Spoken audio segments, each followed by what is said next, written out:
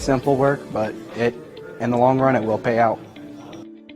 Hi, I'm Karen Perez, representing Hillsborough County District 6 and School Board Vice Chair. You're watching Hillsborough Schools TV, and together we're preparing students for life.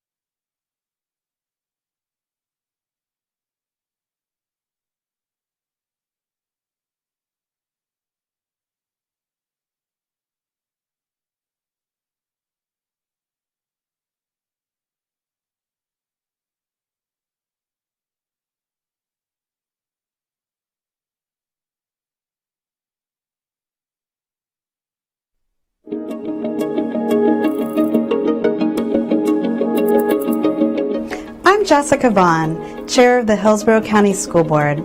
I want to welcome you to Hillsborough County Public Schools. We serve more than 200,000 students, including children starting with our early learning programs and continuing with adults through our workforce programs. I'm Karen Perez, the school board's vice chair. Our district is the 7th largest in America, and our team is made up of 24,000 people working at close to 250 sites across the county. Nuestro distrito es el séptimo más grande de los Estados Unidos y el tercero más grande del estado de Florida. Nuestro equipo está formado por 24 millones de personas que trabajan en cerca de 250 escuelas en todo el condado. Our district is diverse and dedicated. Our board meetings are held in our board auditorium on select Tuesdays at 4 p.m. The best way to serve our students and our community is to involve you, the public, in what we do. You are welcome to meet or email any of our board members and follow our district on social media.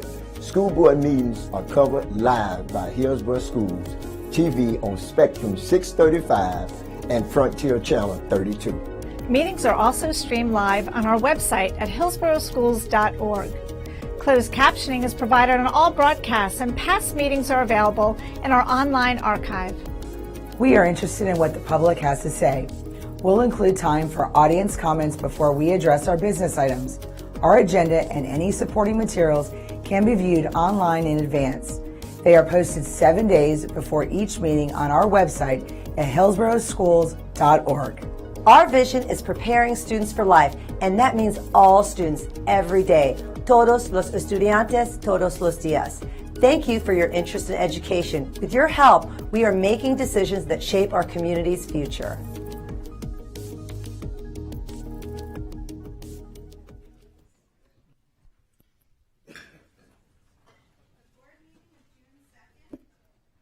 (2025) is called to order. Member Combs will now lead us in a moment of reflection, followed by the Pledge of Allegiance. Thank you. Please join me in a moment of reflection. Thank you. Now please stand for the Pledge of Allegiance. I pledge allegiance to the flag of the United States of America and to the republic for which it stands, one nation, under God, indivisible, with liberty and justice for all. Good house. Thank you, Member Combs. We have 2 withdrawn items today, 202 in our local agreement with Hillsborough County and the Tampa Bay Workforce Alliance, and 203 in our local agreement with the City of Tampa, Tampa Bay Workforce Alliance. I now need a motion and a second to adopt the agenda. I have a motion by Member Gray and a second by Member Combs. Any discussion? If not, please vote when your lights appear.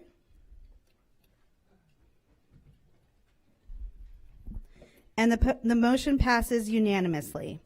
Please let the record reflect that all board members are present except for Dr. Hahn and Member Perez.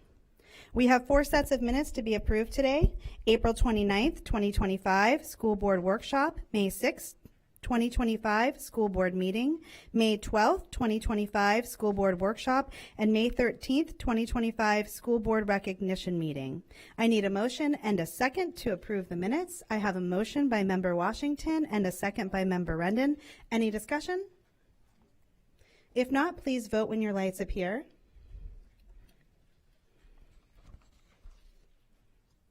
And the motion passes unanimously. Board members, I'd like to go over the format of today's meeting. As a reminder, we are a nonpartisan board who believe all children can be empowered to learn and to succeed, and our decisions will be made with that understanding. To pave the way for efficient agenda statements and questions, board members will have 5 minutes to speak with 30 seconds for final thoughts. Afterward, the superintendent can respond, and if you have further questions, you're asked to get back in the queue. Member Combs will now read the board guidelines.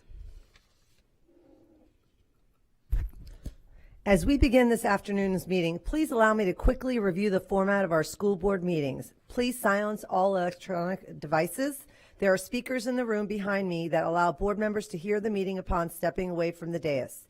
This meeting can be viewed with closed captioning on live webcast, on cable TV, and on video monitors here in the auditorium. It also can be viewed with closed captioning in an online video archive. Thank you. We have 2 items scheduled for time certain. At 5:01, we have a public hearing, and at 6 p.m., we have employee and student input. We'll now move on to recognitions. A101, recognition of the Tampa Bay Buccaneers Best Crew Award. At this time, I'd like to call up Anne-Marie Courtney, Director of Partnership, Engagement, Philanthropy, and Outreach. No rush.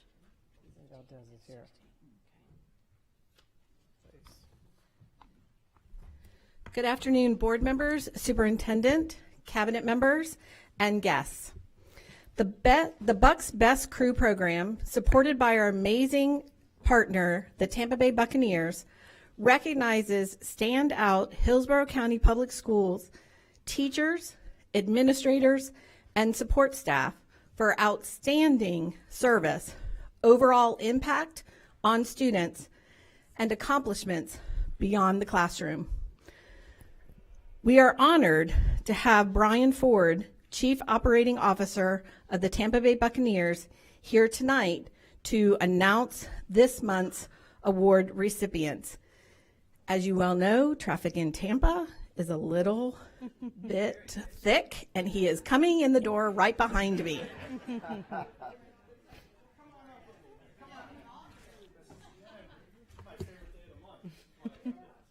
Good afternoon, everyone.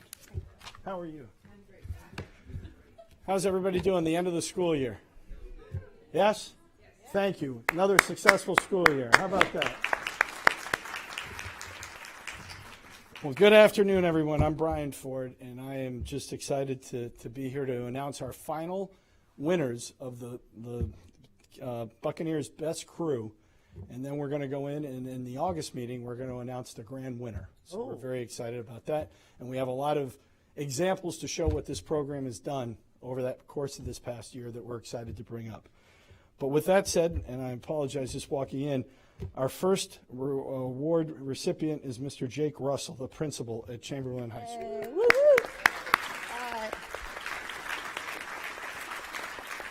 Yay. Come right here. We got a little game ball. In reading over, we got to get in the right spot here. You gotta catch the ball. In reading Mr. Russell's feedback from his peers, his student body, the families of the students, it's quite evident that he absolutely represents everything that we're striving to bring about in the recognition for being a Bucks Best Crew member. He's been a high school principal for 20 years. The amount of service alone wouldn't merit awards and recognition, but Mr. Russell has done so much more than just serve as a principal. He's led for over a decade at Sickles High School, along with his teacher, staff, and administrators, earned an A school grade, which is remarkable for all those continuous years. He was a presence on campus at events and in the community and was respected and loved by the Sickles family. Almost a decade ago, he accepted the challenge of moving to Chamberlain High School as their principal. At that time, Chamberlain had been a D for 2 consecutive years. In his very first years, they improved to over 140 points, and they've maintained a C grade every year since. And Mr. Russell and his team have worked tirelessly to improve the school, increase community and alumni involvement, and create opportunities for students. He's a mentor to many current principals, and several of his former assistant principals have gone on to become high school principals throughout Hillsborough County. Mr. Russell has spent his entire career in Hillsborough County Public Schools, and this recognition speaks to both of that and your longevity within Hillsborough County. Congratulations.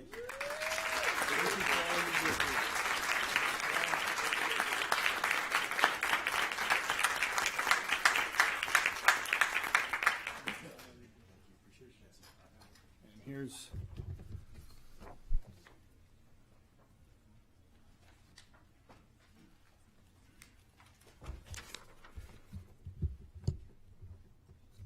Our next recipient is Ross Anderson. Come on, Ross. Thank you for all you do. Thank you. Mr. Anderson is a community advocate in every sense of the word. Again, this is coming from your peers and the student body and everyone that you affect. You put in your time and resources and heart into everything and every aspect of your job. You work tirelessly in the community to assist students and help them earn their diplomas and have a fighting chance in the world beyond high school. You can be described as an advocate, a leader, a role model, and an example, a friend, a supporter, and a father figure, and most of all, a mentor, just to name a few. You are the founder of Men of Vision, which is remarkable. It's a program committed to growing and developing young men into leaders into the community. You provide students with resources, clothing, transportation, tutoring, advice, care, and love. Truly a mentor. You also help them with big waivers to take college assessments, calculators, identification cards, and anything that they need to make sure they do not slip through the cracks. You've been quietly going above and beyond for years on nights and weekends and holidays, whatever it takes for the kids. That comes from your peers. So on behalf of the Glazer family, our entire organization, thank you for what you do each and every day.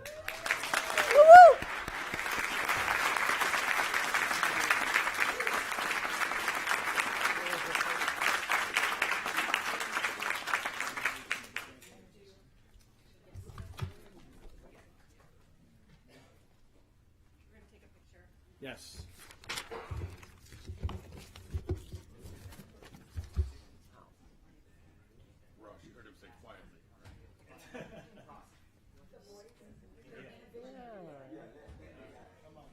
There they are. Yay.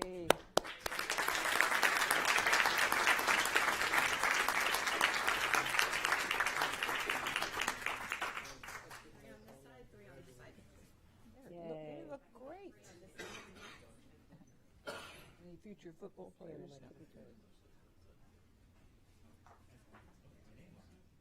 All right, everyone ready? 3, 2, 1.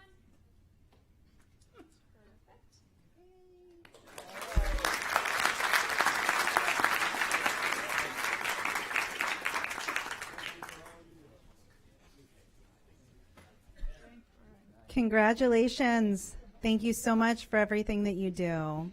And thank you for our partnership with the Buccaneers and this award every month. Really highlights all the great things happening here. All right, now we'll move on to AO2, recognition of students with perfect attendance from kindergarten through 12th grade.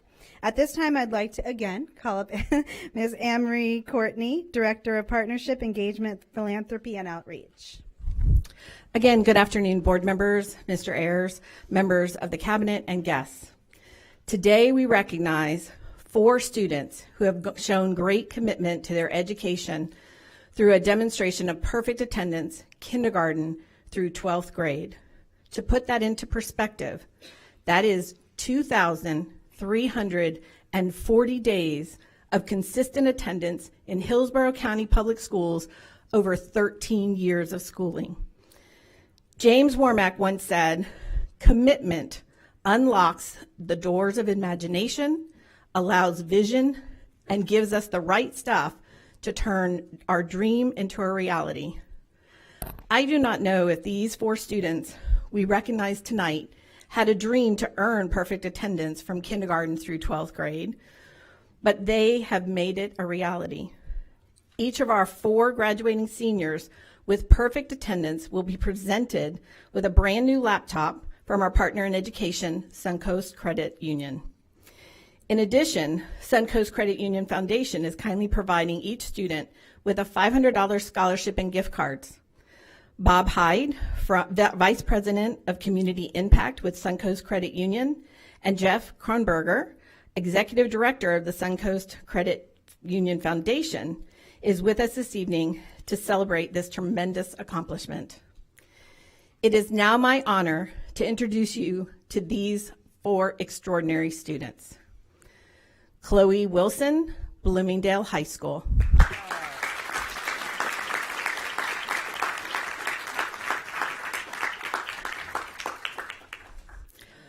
Colby Wilson, Bloomingdale High School.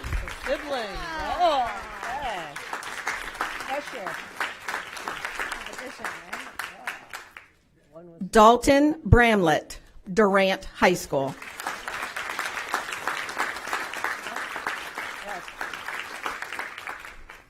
And Haley Averon, Robinson High School.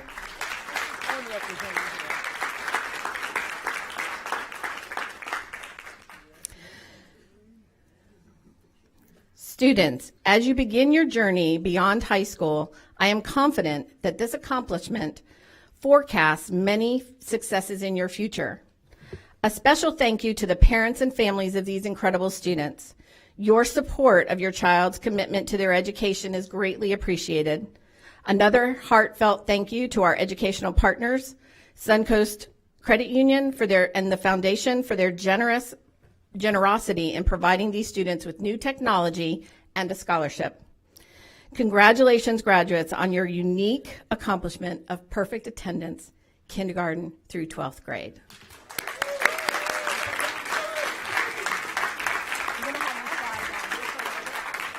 No pressure on the siblings, right? Yeah. Twin competition over there. Yeah, I mean.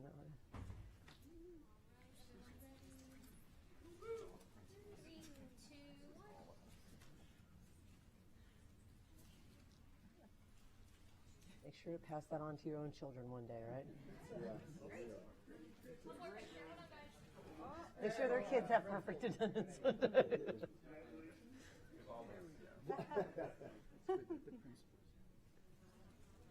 right, ready? 3, 2, 1.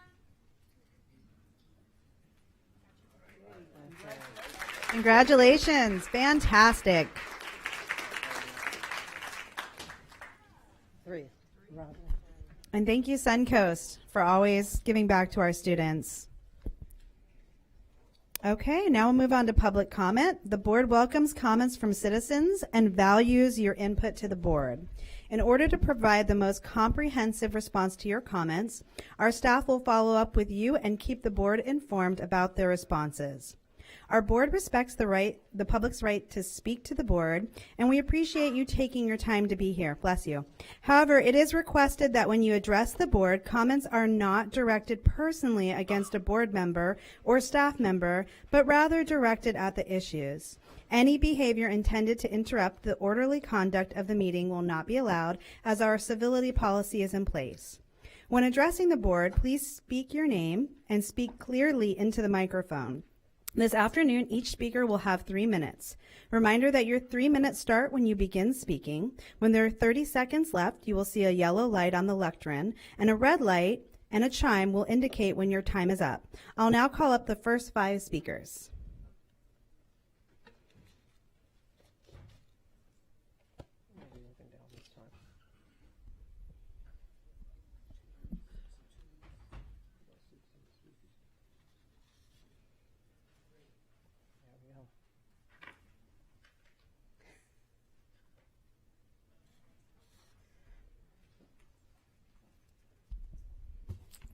Hi, my name is Kimberly Callahan, and I'm a third-generation Floridian who attended 9 schools across the state, this state, and many here in Hillsborough County. I started at Woodbridge Elementary, and I graduated from HB Plant High School. The district played a major role in shaping who I am today. I remember in 9th grade, my friends and I wore out the school's copy of Judy Blume's Forever, not because it was scandalous, but because of a single mild sex scene near the end. That was the extent of our edgy content back then. Today, I have to ask, what are we doing here? We all know there's a big difference between challenging educational material and content that is blatantly inappropriate for children.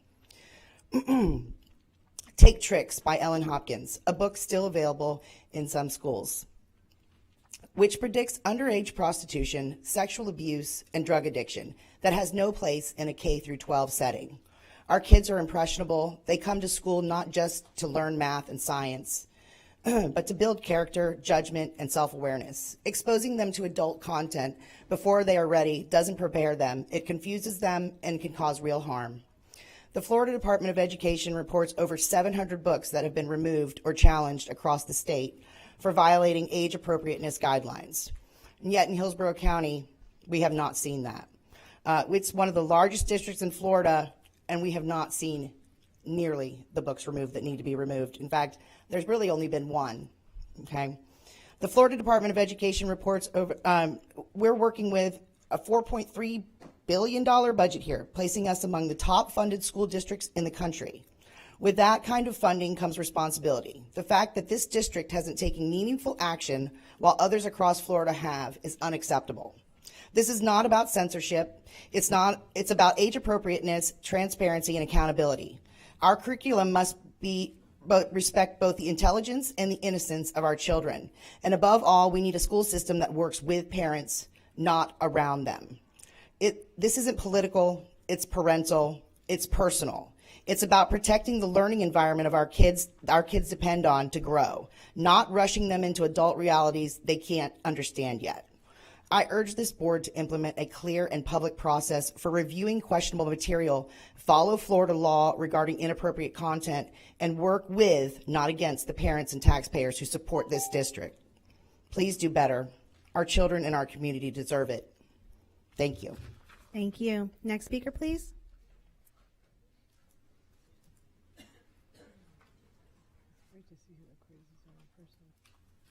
Hello, I'm Teresa Miller, and I hope you all got the flyer I put together that every time I post it on Facebook, it gets taken down, and those are direct quotes and pictures from books that are still in our schools after we've been working on this issue for several years.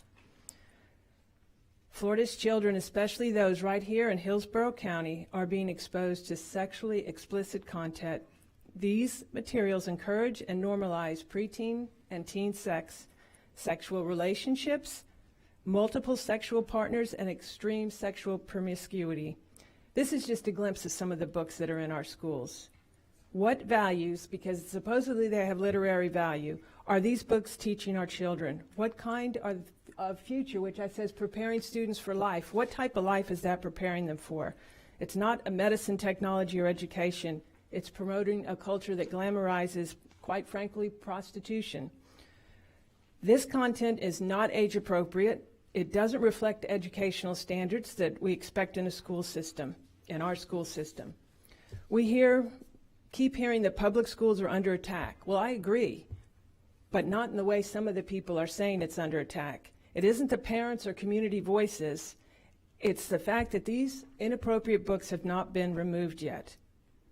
Let's be clear, this is not about banning books or silencing diverse voices. We are not asking you to eliminate challenging content or erase perspectives. We're asking you to remove materials that are sexually graphic, developmentally inappropriate, and actually damage the innocence of children.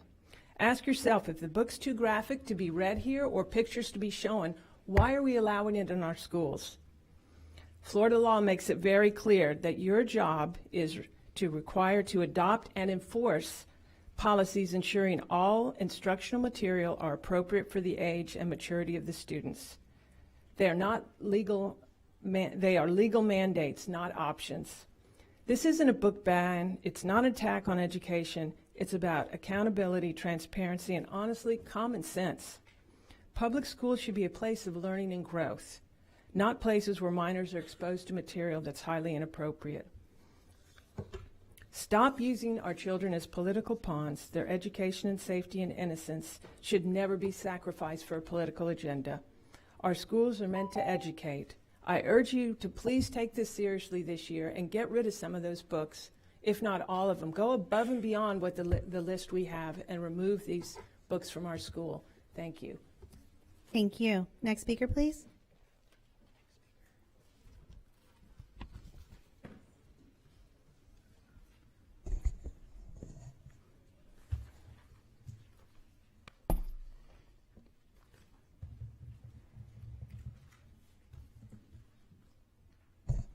Hi, good afternoon. My name is Carmen Edmonds, and I'm here today as a parent, a taxpayer, and a deeply concerned member of this community. It's hard to believe that even that we even need to be here again having this conversation, one that should be rooted in common sense. And yet here we are again, having to urge our local leaders to continue to take action on something as fundamental as removing sexually explicit and age-inappropriate books from our public schools. I do understand many have been put on review, and we're thankful for that, but they need to be removed once and for all. These books contain graphic language, graphic pictures, and disturbing content that many parents are shocked to learn their children can access during the school day. This isn't a culture war, it's a question of basic responsibility. And you have Teresa's handout that she sent you as well that have 2 very graphic pictures on there for you to view, and it also has very graphic excerpts of other books that you can review as well. Everyone in this room knows that if I stood here today and read those out loud, many people would get up and leave. They would be embarrassed or they would be mad. If we read them verbatim, we would be interrupted or warned for violating public decency. In some cases, the content would violate broadcasting or social media standards. Some, if made into a movie, as written, would be XXX violent, the worst of the worst. So I have to ask, if this content read aloud publicly in a room is not allowed, and I've tried to post some of these on Facebook and it's taken down, why on earth is it accessible to children in our classrooms and libraries? If you cover your ears or avoid these images yourself, then it doesn't belong in a child's hands. Where is the literary value? There is none.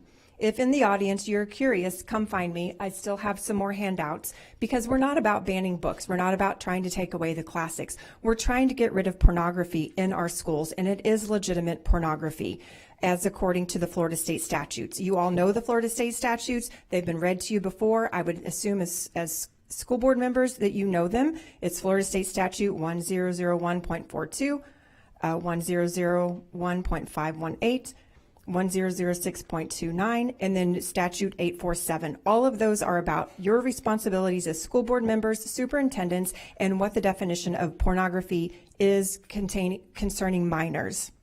So enough is enough. Follow the law, protect our children. Keep removing these books that have no business in our schools. Please do your jobs. Please follow the direction of State Superintendent Manny Diaz and James Uthmeyer, our Attorney General, and get these books out of our schools. Thank you. Thank you. Next speaker, please.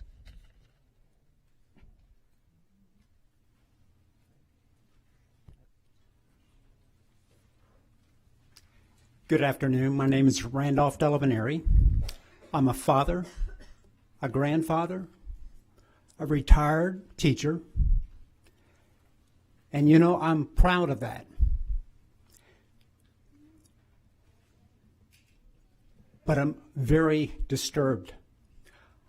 After retirement, I had a mentoring group that went into the local middle school that I worked and worked with students of special needs that came in all shapes and sizes. And, you know, they were pointed out by the principals, by the social workers, by the psychologists, and parents wanting help, wanting support. And, you know, when we fail our students, we fail our community. And we are standing here today talking about something that we shouldn't be talking about. I was asked for several years prior to COVID to be on a committee to review books that were questionable. So the real question is, why are they on the shelf to begin with? How did they get there? Where's the gatekeepers? Why are we even having this discussion? And have we identified why they got on the shelf to begin with? And what steps are in place to prevent it from happening again? We're not talking about censorship.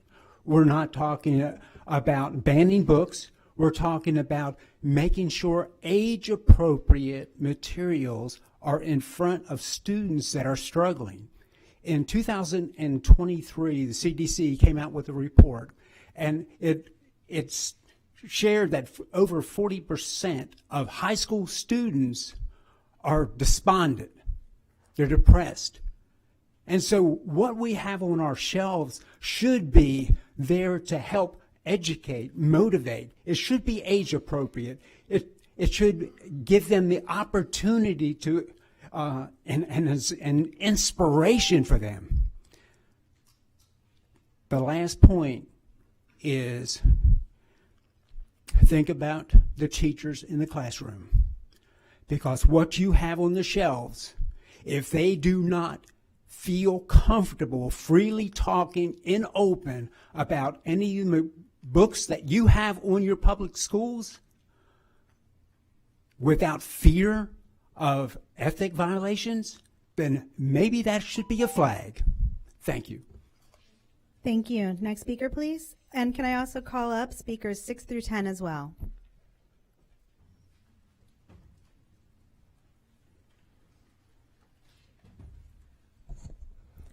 Good afternoon, members of the school board, parents, and community members. My name is Debbie Hunt. I see once again Hillsborough County is in the headlines for continuing to have sexually explicit books in the school libraries. As the governing board for our school district, it is your responsibility to provide only age-appropriate books for all students. It's time to honor that duty and remove all inappropriate books from your libraries and restore common sense values. Removing harmful or explicit content is not book banning. A ban prohibits access everywhere. Removing a book from a school library ensures that it's not in an educational setting meant for children. These books remain in bookstores, public libraries, or online. Just of note, over a year ago, Hillsborough County Public Libraries implemented a minor restricted library card to ensure that that students, children, could only check out books that were age appropriate for them. This is about protecting our students, not censoring ideas. Parents, grandparents, and community members have a right to demand this, as school libraries must reflect our community's values and prioritize student safety. If I gave pornographic material to a child, I would be arrested, and I should be. It's against the law. Yet allowing such content in our school libraries is not only against the law, it exposes children to material that erodes their innocence and introduces ideas they aren't cognitively developed enough to not only understand, but to process. Enough is enough. You've had plenty of opportunity to do what's right. As elected school board members, you must stop supporting content that sexualizes or indoctrinates our children and start protecting them. Just this past week, the Fifth Circuit Court's ruling in Little versus Llano County, which is in Texas, provided clear legal authority for this action. This recent decision affirmed that school boards can lawfully remove obscene or inappropriate materials without violating the First Amendment, as library curation is government speech. This precedent empowers you to act boldly, ensuring our libraries align with our community's values. I urge you to review all books in question, listen to our concerns, and remove harmful content.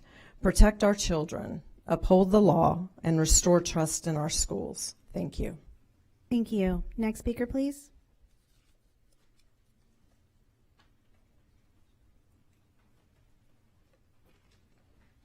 Good afternoon. So it's been 4 years now that I've been coming here, and I'm going to offer 4 years of highlights. Actually, we're going to go with lowlights.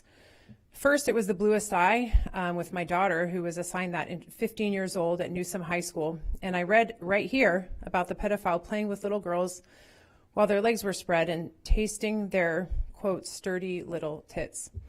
That was shocking and horrifying, and you tried to stop me from reading that. But that's a little bit ironic now to think about. And this book has remained in our schools by the dozens. And then American Psycho. You kept this book that I read to you a year ago with the orgy murder scene where the protagonist of the story bit off flesh and pubic hair from one of his prostitutes before sawing off her head and then taking her mouth and using it to pleasure himself with just the head. You heard that right. You left that book on school library shelves. You might want to ask the Steinbrenner librarian why she has 5 copies of it. And then this book is gay. Your Pierce Middle School committee of 7 members, including the principal, and the district committee, people with titles in our district voted to keep This Book is Gay with the instructions for how to properly lick the clitoris for best results and to give a blowy and handy and 5 steps for using a sex hookup app. For middle schoolers, those committees voted to keep it in middle schools. Only by a narrow vote did that make it out of middle schools and still remains in high schools, still remains there. Blankets, your committees and your school and district committees and you, the board, all voted to retain the book Blankets with a 15-page bedroom scene graphically illustrated with nude teenagers performing sex acts. And an illustration also of masturbation and sexual assault of a small boy. And you voted to keep it. And then, All Boys Aren't Blue, I read this to you as well. Here's a quote. There you stood in front of me, fully erect, and said, taste it. These are little boys. At first I laughed and refused. Then you said, come on, Matt, taste it. This is what boys like us do when we like each other. You got down on your knees, told me to close my eyes. That's when you began oral sex on me as well. So much more in that book. But you kept this book as well after I read it to you. It was in an elementary school. It still remains in multiple high schools and a middle school. Under review now, thankfully, because of the Attorney General. Invisible Monsters. This is a book that you've also retained Chuck Palahniuk books, which contain instructions for inserting a line of candle wax into a boner for the most pleasurable masturbation. Another segment I read to you. And Felching, remember that? That remained on your shelves. That has a description of performing anal sex, retrieving the semen and some stool out of the anus with the mouth, then passing it back to your partner with a kiss. You kept it. I can't even believe that nobody stood up and said, this does not belong in our schools. So you have made a national news with an uncanny ability to catch the attention of primetime TV, Hannity, Jesse Waters, all taking an interest in the books that you have kept here. Thank you. Next speaker, please.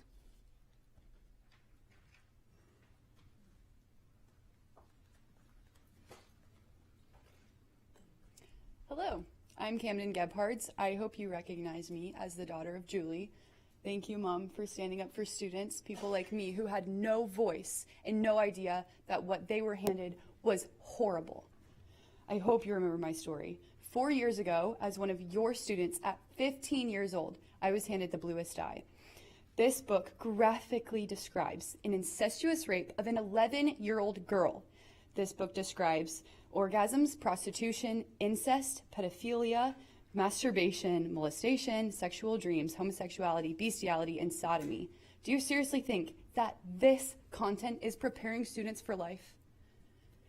Do you seriously think that handing porn, literal pornography, to minors prepares students for life? It is your responsibility as adults and elected school board members to stand up for what is right when you hear that there is porn handed to children in your schools. But you just sit back and do nothing. This is not how you prepare students for life. If you think it is, you should ask former students like me, and I will let you know it is not. Making porn available to children is not doing your jobs. Reading books such as The Bluest Eye by Toni Morrison does not prepare students for life. I know the content like this makes you uncomfortable. Some of you have even emailed my mom asking her to stop reading this in board member meetings.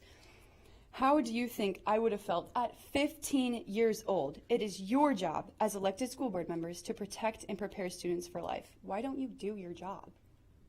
Thank you. Thank you. Next speaker, please.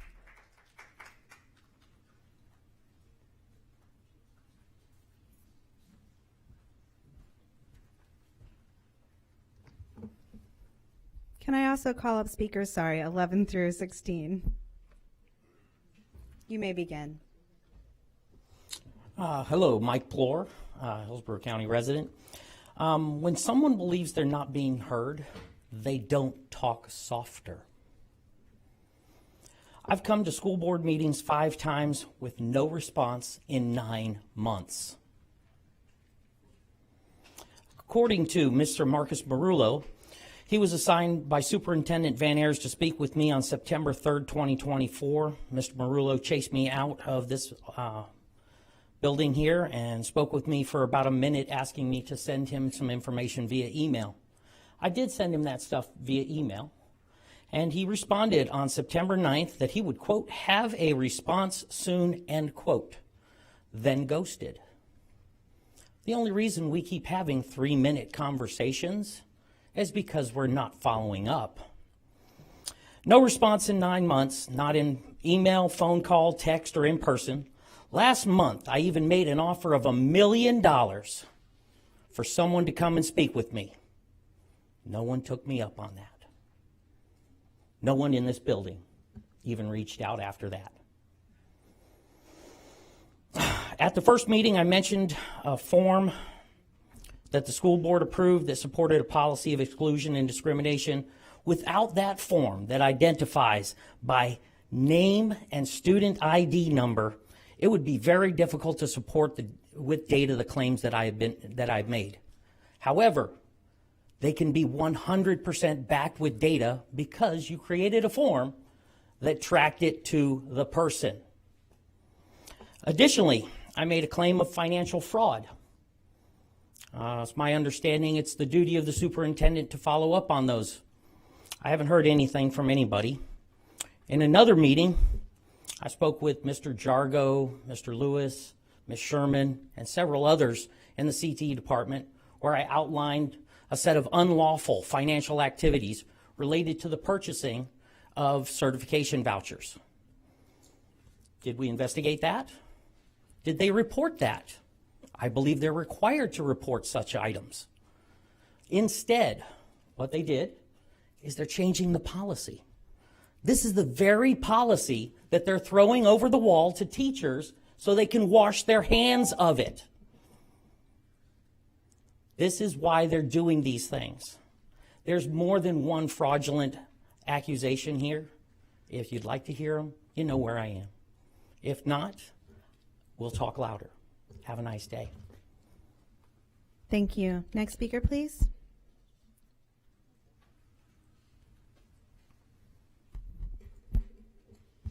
Hi, my name is Alyssa Hines, and as parents, educators, and community members, we share a profound responsibility to ensure our schools are safe havens where young minds can grow, learn, and thrive. It's not the public school's responsibility to provide inappropriate sexual material to students. While some of you are running for re-election, the lie you told about your hands being tied and not being up to you as the board or superintendent simply is not true.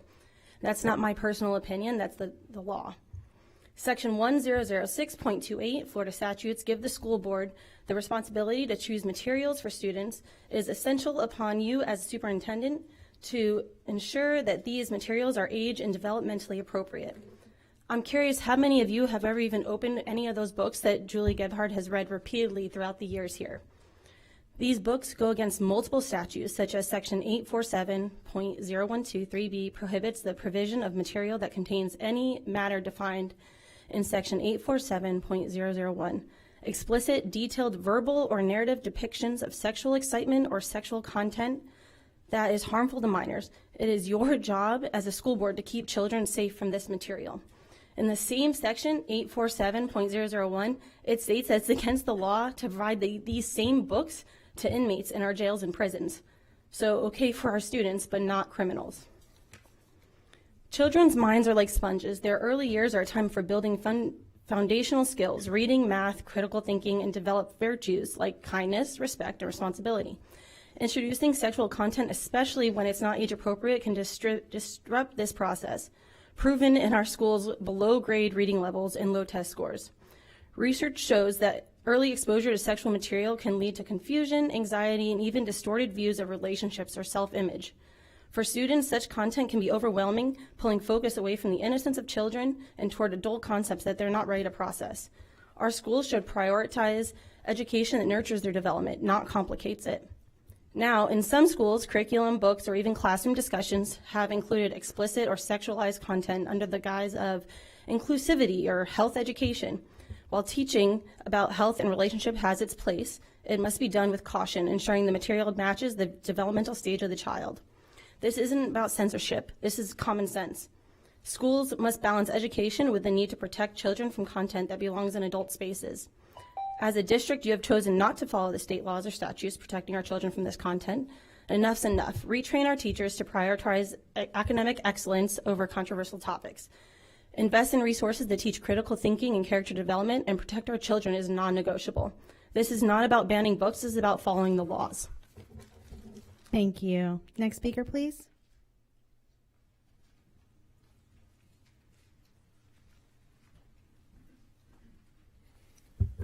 Good evening, members of the board. For the record, Monty Floyd, proud East Bay High School class of 1998 graduate, and thank you for the opportunity to speak. I'm here today not just as a father of four, but a member of Moms for Liberty, but also a children's book author. And I'm here to address a matter of serious concern, which is pornographic material being made available in your school libraries. Let me be clear, this is not a debate about censorship or freedom of expression. This is about protecting minors from content that is not only harmful, but also explicitly prohibited by state law. Under Florida Statute Section 847.012, it is unlawful to knowingly distribute, sell, or show obscene materials to minors, especially in school libraries with taxpayer funds. Obscene material is legally defined as content which appeals to the prurient interests, depicts sexual content in a patently offensive way, and lacks serious literary, artistic, political, or scientific value for minors. When such material is accessible to students, the district is violating state law and exposes itself to legal consequences by parents. Beyond legality, we must consider responsibility. Schools are entrusted with the education and well-being of children. Providing access to porn under the guise of literature or diversity undermines that trust. Furthermore, it tramples on the rights of parents and exposes children to adult themes they are not developmentally ready to process. I want to be clear, not only as a parent, but as an author, that we are not here to erase or ban books. We are here to uphold community standards, follow the law, and ensure that our libraries remain safe educational spaces and not the equivalent of a seedy 1980s adult VHS rental closet. I respectfully urge the board to do its job, follow the law, and protect the children. Our children deserve an education that challenges their minds, not one that endangers their innocence. And if I must add real quick, when I was a high school student at East Bay, one of our parents showed Happy Gilmore. It was towards my junior year. That teacher was thrown out for showing Happy Gilmore. The stuff you're pushing is something Larry Flint would put in a penthouse, which is 10 times worse than anything that was ever featured in Happy Gilmore. Thank you. Thank you. Next speaker, please.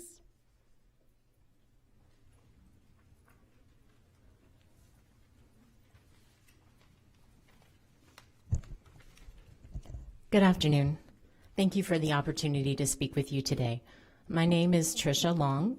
I'm the parent of 2 current public school students in Hillsborough County, and I want to take this opportunity first to thank the teachers, the media specialists, the administrators and the staff in our schools, and especially those that worked with my children this year.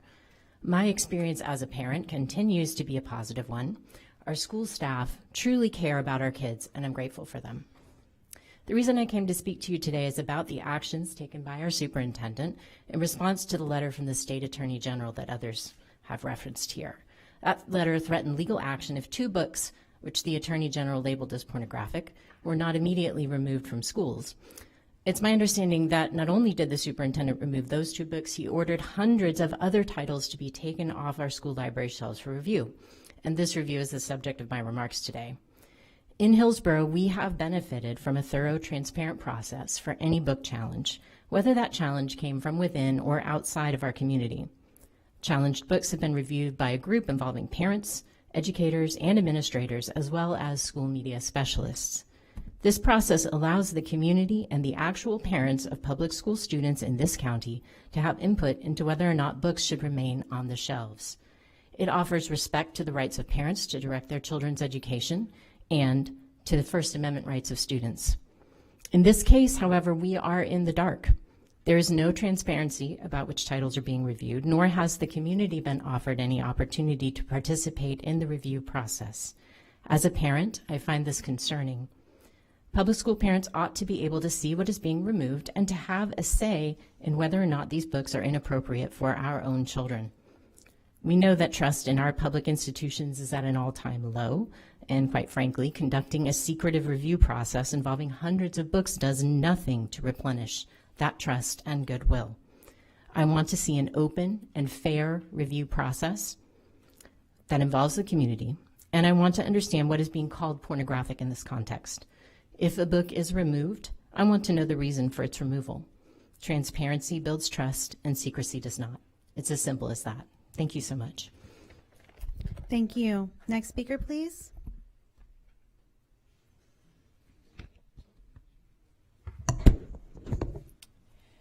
Good afternoon, everyone.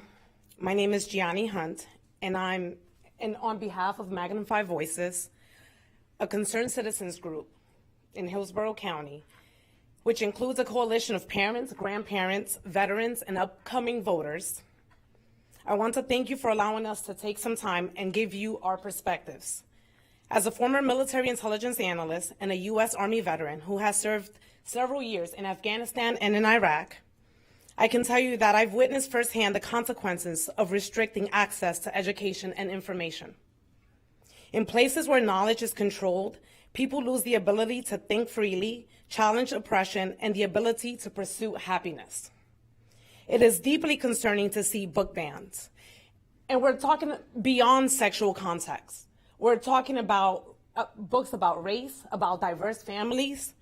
It is deeply concerning to see book bans gaining traction in the United States, echoing the same suppression I have seen in war-ravaged nations controlled by authoritarianism. Throughout history, authoritarian regimes have censored literature to silence dissent and prevent critical thinking.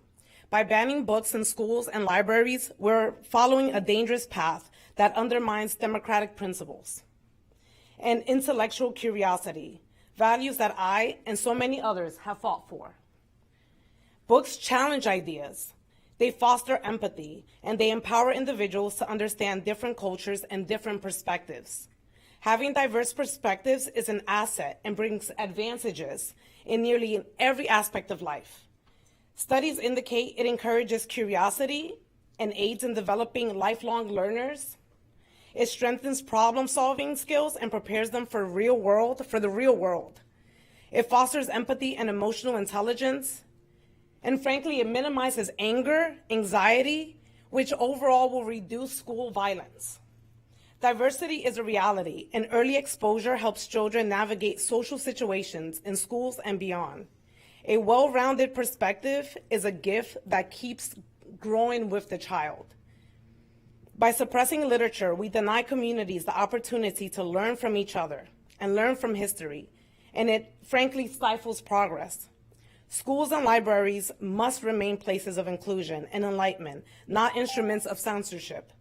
I urge you all today, the decision makers, I urge you to reject book bans and uphold the values of free expression, education, and democracy. Knowledge should never be feared. It should be encouraged, protected, and accessible to all. Thank you for your time. Thank you. Next speaker, please.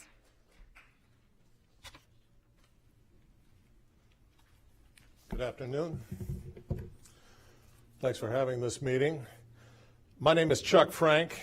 I moved to Valrico from New York City a little over a year ago. I'm a former Associate Dean of Academic Affairs for a college in New York City. I'm a former CEO of a technology publishing company that was a joint venture with Forbes magazine, and I'm a former pastor of a congregational church in Massachusetts. I've worn 3 hats so far in my career life, and each one of them gives me a unique perspective. The academic hat was about research. What is the current mental health environment of today's teenagers and tweens? The dominant theme is the national epidemic of teen suicide. And suicide is never present without serious anxiety and depression. Over 20% of high school students have considered suicide. What's going on with this population? Between 2007 and 2018, the teen suicide rate jumped by 60%. That time frame parallels the rise of smartphones and social media. These suicide numbers are higher for teen girls and minorities. 80% of parents in the U.S. do not agree with sexualized reading content that, in their belief, goes too far. 80% of your customer base believes that you know this and don't care. 80% of your customer base is unhappy with your performance, thus the need for these meetings. Being tone deaf to your customers' concerns frustrates them because the majority of them are forced to suffer public education in the U.S. Florida ranks 41st out of 50 states in public school ranking. We are in a state that is advocating for pornography in our schools while we are ranked 41st out of 50. Wrong priorities if your concern is education. Parents know that public school education is more about social engineering and leftist advocacy than it is about foundational education, and they're angry about it. As a former pastor, I can testify that this is the most vulnerable, unhappy, and confused generation of teens and tweens in our nation's history. They are caught in the crossfire of a battle between good and evil. They need serious attention, not porn. Most of them do not feel love for whatever reason. They need to know that they are loved and cared about and not as sexual objects. To finish, I want to reference a quote by the Son of God. Suffer the little children to come to me, and whoever harms the least of these, it would be better for them to have a millstone tied about their neck and be thrown into the deep than to experience the coming judgment. Thank you for your time. Thank you. Next speaker, please.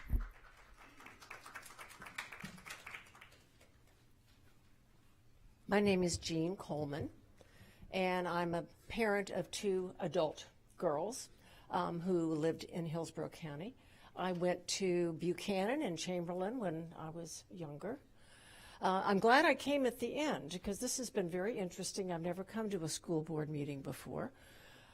My understanding of what the issues are that the Education Commissioner and the Attorney General had gone ahead and has directed the Hillsborough County School Board to go ahead, and I think it's 600 or 800 titles be removed from the library.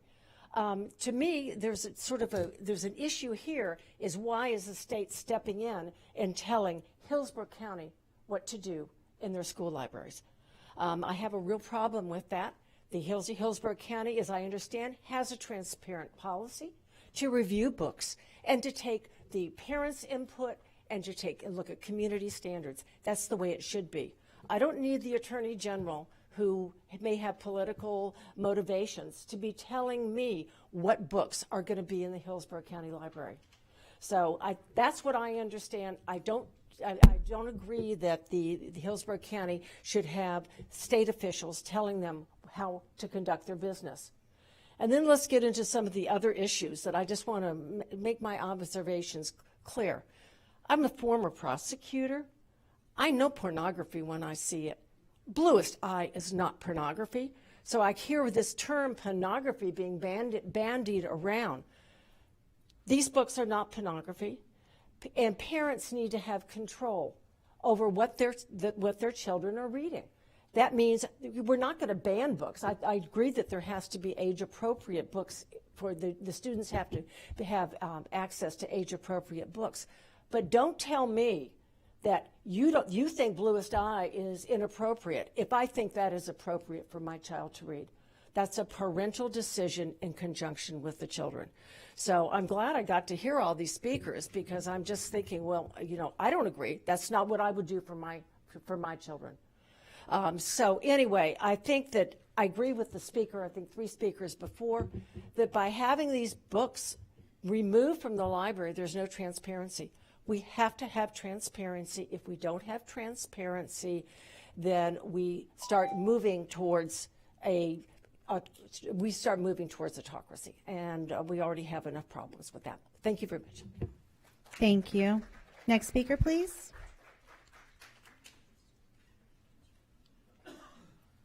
Good afternoon, members. How are you? I just wanted to, first for the record, I'm Susan Valdez, your state representative for District 64.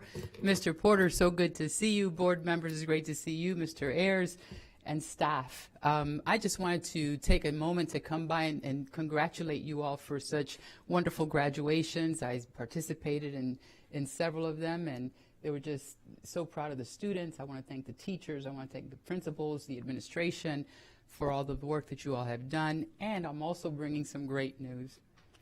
As you all know, when I sat in those seats, one of my biggest challenges that I had around this time was trying to help students walk across the stage with an actual diploma and not a little participation paper called Certificate of Completion that actually looks like a very good diploma, right? Well, I'm glad to say that that is no longer going to be the lay of the land. The Certificate of Completion has been abolished. The governor signed that into law this past week, so that will no longer be an option for any of our students in the state of Florida to receive a participation trophy that could potentially cost taxpayers over a 13-year period of over $124,000 as a minimum of an investment that we've made. So I just wanted to let you all know that that is no longer an option for our kids. And I know that after I left the school board to hashtag from the schoolhouse to the state house, was specifically to address the certificate of completion, and here we are today, being able to report back to you all that that is no longer going to be an option. Member Rendon, thank you so much for your partnership in encouraging other schools to participate as well in the Ought to Be a Law program, because 3 of our kids' bills have made it through.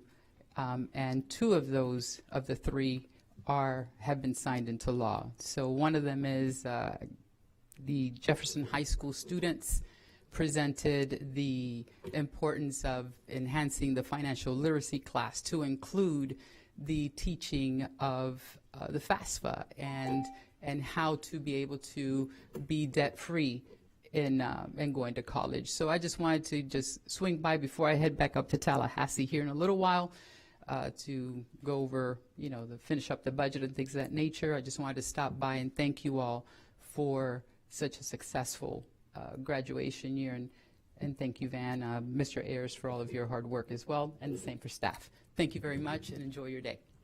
Thank you.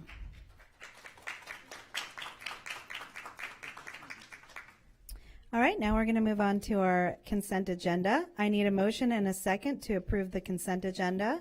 I have a motion by Member Combs and a second by Member Gray. Any discussion? If not, please vote when your lights appear. And the motion passes unanimously. I'll now call on Superintendent Ayers to highlight our administrative appointments. Thank you, Madam Chair. So, board members, we do have several principal appointments this evening, as well as I want to acknowledge some of our retirees as well that are leaving our schools, that have put in a tremendous number of years and hard work into Hillsborough County. So we're going to start off, number 1, with Farnell Middle School. If we could get the PowerPoint up. And Pablo Gallego. Pablo, if you could come on down, please, sir. So I'm proud to announce on that consent agenda was Pablo Gallego, who is the new principal of Farnell. So just about Pablo, he began his career in Hillsborough County Public Schools in 2002 as a PE teacher at Bellamy. 2005 through 2012, he was a PE teacher at Morgan Woods. In 2012, he transitioned to being a resource teacher at Pierce. Mr. Gallego was appointed assistant principal at Pierce in 2013, and since 2016, he was appointed principal at Pierce. That's a lot of years at Pierce Middle School. So thank you for all your work at Pierce Middle School. Did an incredible job there. Look forward to you in the challenge over at Farnell and going in there with all your years of experience. So appreciate your leadership in Hillsborough County, and congratulations to new principal over at Farnell Middle School. Congratulations.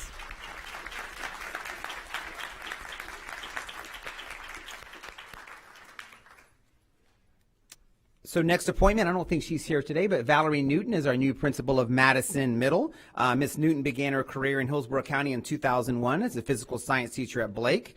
2002 to 2005, she transitioned to teaching PE at Blake. 2005 to 2006, she taught science at Blake High School. And in 2006, she was appointed assistant principal at Martinez Middle School, then transitioned to Walker Middle School in 2008 as an assistant principal. And in 2016, she was appointed the principal at Greco Middle. 2019 to 2022, she was principal at Burnett. And in her recent position, she was the principal of Blake High School. Now, Miss Valerie Newton, the new principal over at Madison Middle School. Congratulations, Miss Newton.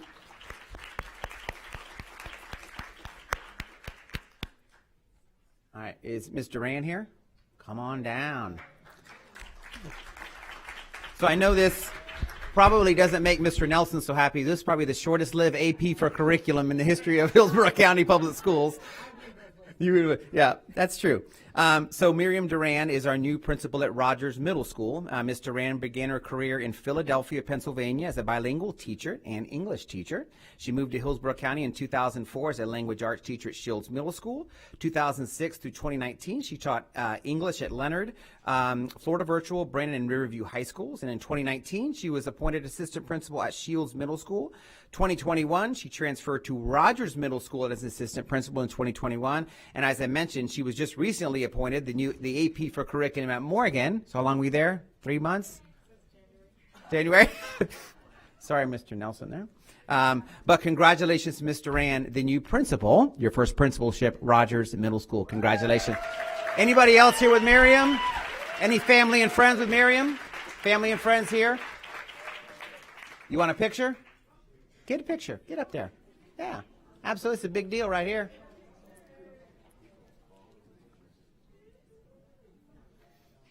Congratulations. Mr. Nelson needs to get to work now and find an APC.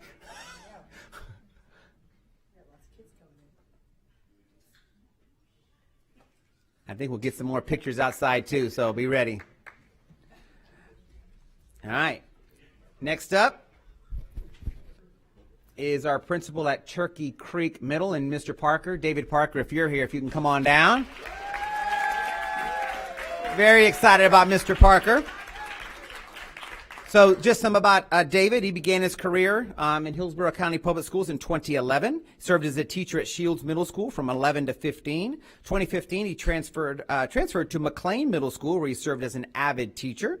2017, he was appointed assistant principal at Madison Middle School. I remember that day. I was there. First day of teachers there to see you.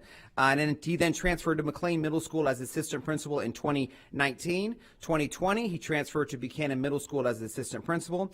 And Mr. Parker has done an amazing job over at Madison since 2021, where he currently served, going over to Turkey Creek Middle School now as the principal. Mr. Parker, congratulations, sir.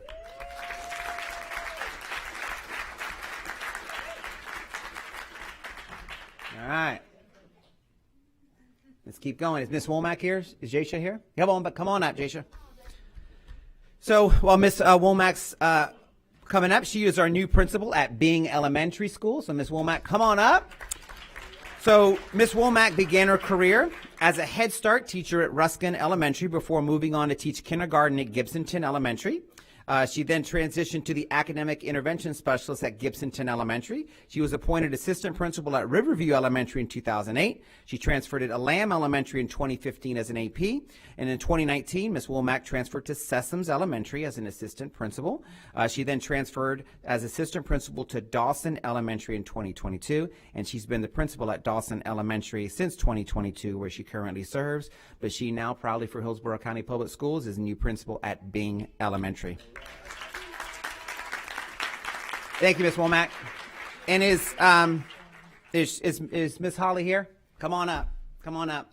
So Cheryl Holly is our retiring principal from Bing Elementary. Come on up here, Cheryl.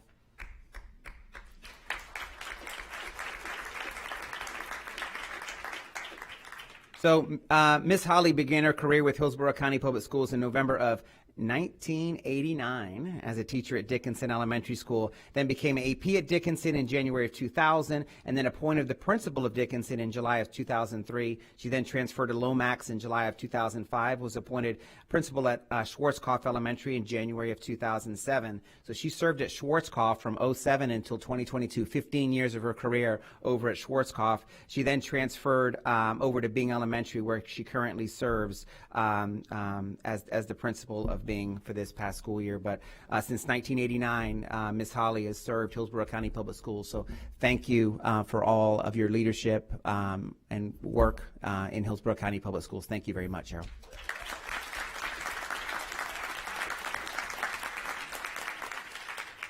All right, let's keep going.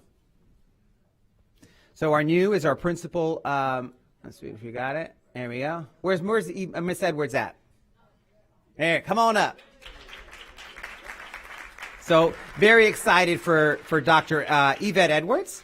She's been an educator in Hillsborough County Public Schools for 20 years. She began her career as a fifth grade teacher at Pizzo Elementary in 2005 and also taught at Kimball Elementary for 9 years. She worked as a peer evaluator in 2015-16 school year and returned to the classroom at Ruskin in 2017. 2019, she was appointed to the assistant principal at Lockhart Magnet Elementary School, where she has been serving as, and now recently she's been serving as an assistant principal at Sulphur Springs PK8 since 2022. Dr. Yvette Edwards, the new principal of Graham Elementary. Congratulations. Thank you. So you read these bios, you realize the number of the heart and soul that goes into Hillsborough County Public Schools. You look at the years of our APs and principals that they put into their positions, and now moving up as principals. Let's keep going. And now we're off on to McKittrick. And where's Miss Kimberly Stone at? Come on up. Got a crowd there with her. So Ms. Stone began her career with Hillsborough County Public Schools as a social worker, working at Early Childhood, Edison, Tampa Palms, and Temple Terrace Elementaries. In 2019, she was appointed assistant principal for student affairs at Alonzo High School. And in 2022, she transferred to McKittrick Elementary as an assistant principal, where she is currently serving. And now, Ms. Kimberly Stone, is the new principal over at McKittrick Elementary. So congratulations. Congrats. So, Ms. Vaughn, it's going to be hard because when we hear McKittrick, we always think Miss Allison Klein. Come on up here. I told you this was happening. So for some of these schools that have had principals in them for a long time, it's going to be hard to think about new leaders in these schools. But Ms. Klein began her teaching career in 1984 in Gainesville. For 35 years, she has spent teaching students in Gainesville, Lakeland, and Texas. She has served in Hillsborough County at Crestwood Elementary and at Bellamy Elementary as an assistant principal. In 2009, she was appointed the principal of McKittrick Elementary, where she's been the principal of McKittrick Elementary for the last 16 years over at McKittrick. Yeah.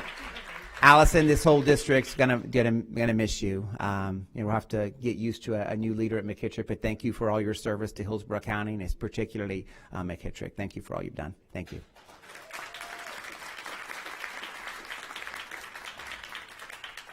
All right, I think I saw Delia back there. Delia, come on up. So Miss Gadsden is our new principal of Moeller Elementary. All right. Delia began her career with Hillsborough County Public Schools in 1996 as a first grade teacher at Lake Magdalen Elementary. After 12 years in the classroom, I didn't know that, 12 years in the classroom teaching various grades at Lake Magdalen Elementary, she was appointed AP at Lake Magdalen in 2008. And in 2014, Ms. Gadsden was appointed assistant principal of Anderson Elementary. She then transferred in 2018 to Shehigh Elementary as the principal, where she currently serves. Delia Gadsden, the new principal of Moeller Elementary. And Delia, I just want to thank you for all your hard work at Shehigh. I know they're going to miss you. You've done tremendous work for this school district in moving Shehigh, so thank you so much. Thank you. And Miss Gadsden is going to Moeller because we have a retiring principal from Moeller Elementary, and I think everybody knows, like all of our principals we've acknowledged today, but Melanie, where's she at? Where's Miss Bettini? Come on down.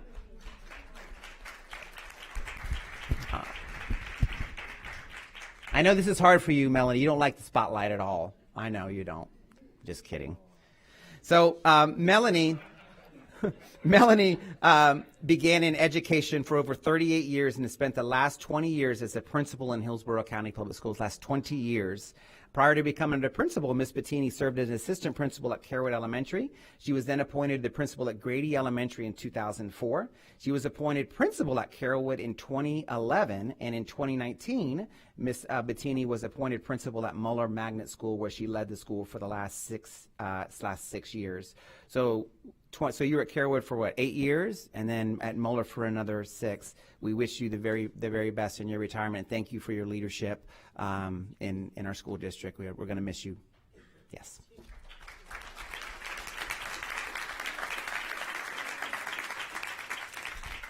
A lot of retiring principals. This is going to be difficult next year with all of a lot of veterans, a lot of experience leaving our school district. Now we're off to Pride Elementary now. So Kirsten, we can move up here. So Kirsten Meyer, the new principal of Pride Elementary. Kirsten, come on down.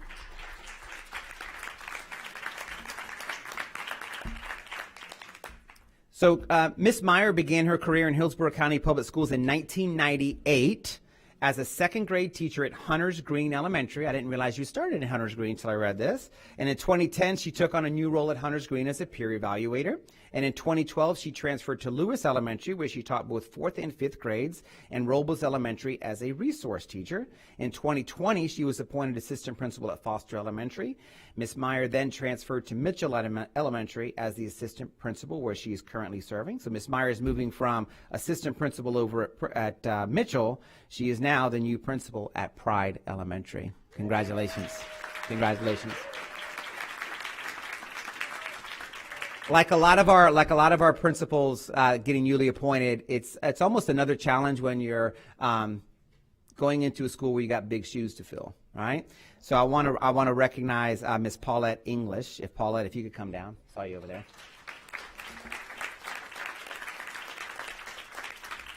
I think the numbers go. I think Paulette may have the most here. So I don't know. I shouldn't have said that. Well, I guess it's a good thing. That's right. She started when she was 7. So Paulette English began her 42-year career in education. In 1983 at Fort Rucker Elementary School in Alabama. She taught for 14 years in schools in Alabama and in her hometown of Glen St. Mary, Florida, before joining Hillsborough County Public Schools in 1997.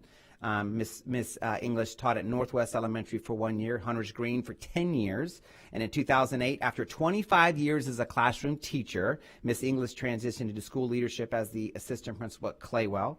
She was appointed principal of Citrus Park Elementary in 2011 and went on to lead Clark Elementary for 5 years. So principal of Citrus Park and then Clark, and then she concluded her career as principal of Pride Elementary, where she has served the last 5 years. Paulette, we wish you the very best. I know that entire community, we're going to miss you so much. So thank you for your leadership and 42 years in education. So thank you. We'll miss you. We're going to miss you. Yeah.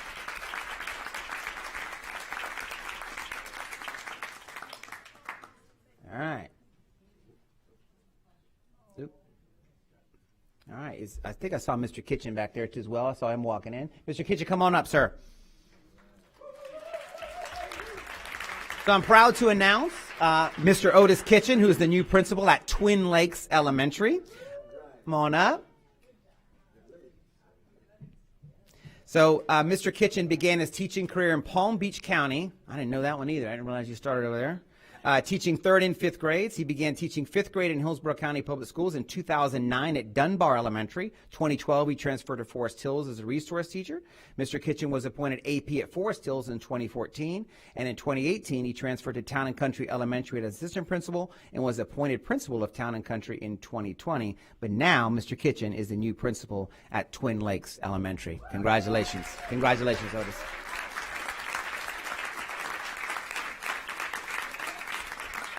And Mr. Kitchen is moving over to Twin Lakes because we do have a retiring principal from Twin Lakes. I don't think Daphne is here today, but Daphne Forqueen. Daphne, you're not here, right? Not here? Daphne is the retiring principal at Twin Lake. Ms. Forqueen, as our previous principal, Ms. Forqueen faithfully served Hillsborough County Public Schools for 38 years. So, Daphne, if you're listening, thank you for all your dedication and hard work and what you provided in leadership in Hillsborough County. Thank you, Daphne. And I think, is that it, Dr. Gray? Is that all of them? All right, got them all. All right. Well, thank you. That was very emotional. Congratulations to all our retiring principals, and thank you so much for your service. And welcome to our new principals, and good luck next year, right? Thank you. That was good. That was a tough one. But it's the other one.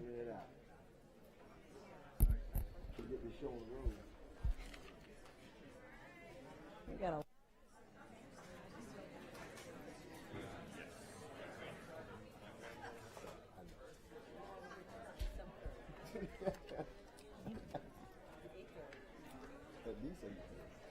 Oh no, now. Oh no, now. She has made miracles. Not this time. I know. I know. All right. We are now going to move on to the public hearing for recommended instructional materials for high school advanced placement physics and career and technical education business education. I'll now open the public hearing for the instruction materials adoption process. This is a requirement pursuant to state law and board policy.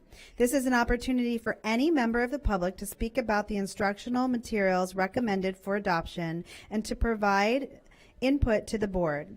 The materials were advertised and have been made available for public review. I'll now ask Colleen Fawcett, Chief Academic Officer, to present this item. After her presentation, any member of the public may speak to provide input to the board on the proposed instructional materials. Thank you, ma'am. Good afternoon, School Board Chair, board members, superintendent, and staff.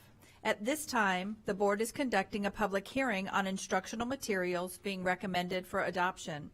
The list of materials is attached to the agenda item and includes materials for advanced placement physics and business education. These materials have been reviewed by a district adoption committee, reviewed and voted on by teachers, and are being recommended for adoption. As required by state statute, a 20-day public review of recommended materials and a public hearing is required before the board can vote for the adoption. The public review requires that the district provide digital access to the recommended materials via the district website.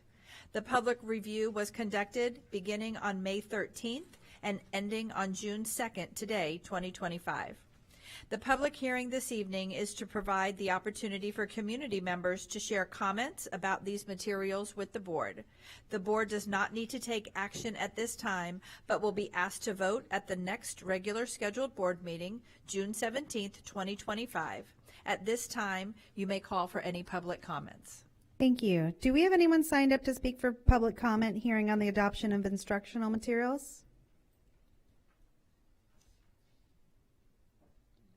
Anyone? Okay. Seeing no speakers, I will now close the public hearing. Now we'll move on to our second public hearing of the adoption of new and revised policies. I will now open the public hearing for new and revised policy adoption process. This is a requirement pursuant to state law and board policy. There is an opportunity for any member of the public to speak about the policies that are recommended for adoption by the board and to provide input to the board. The policies were advertised and have been available for public review.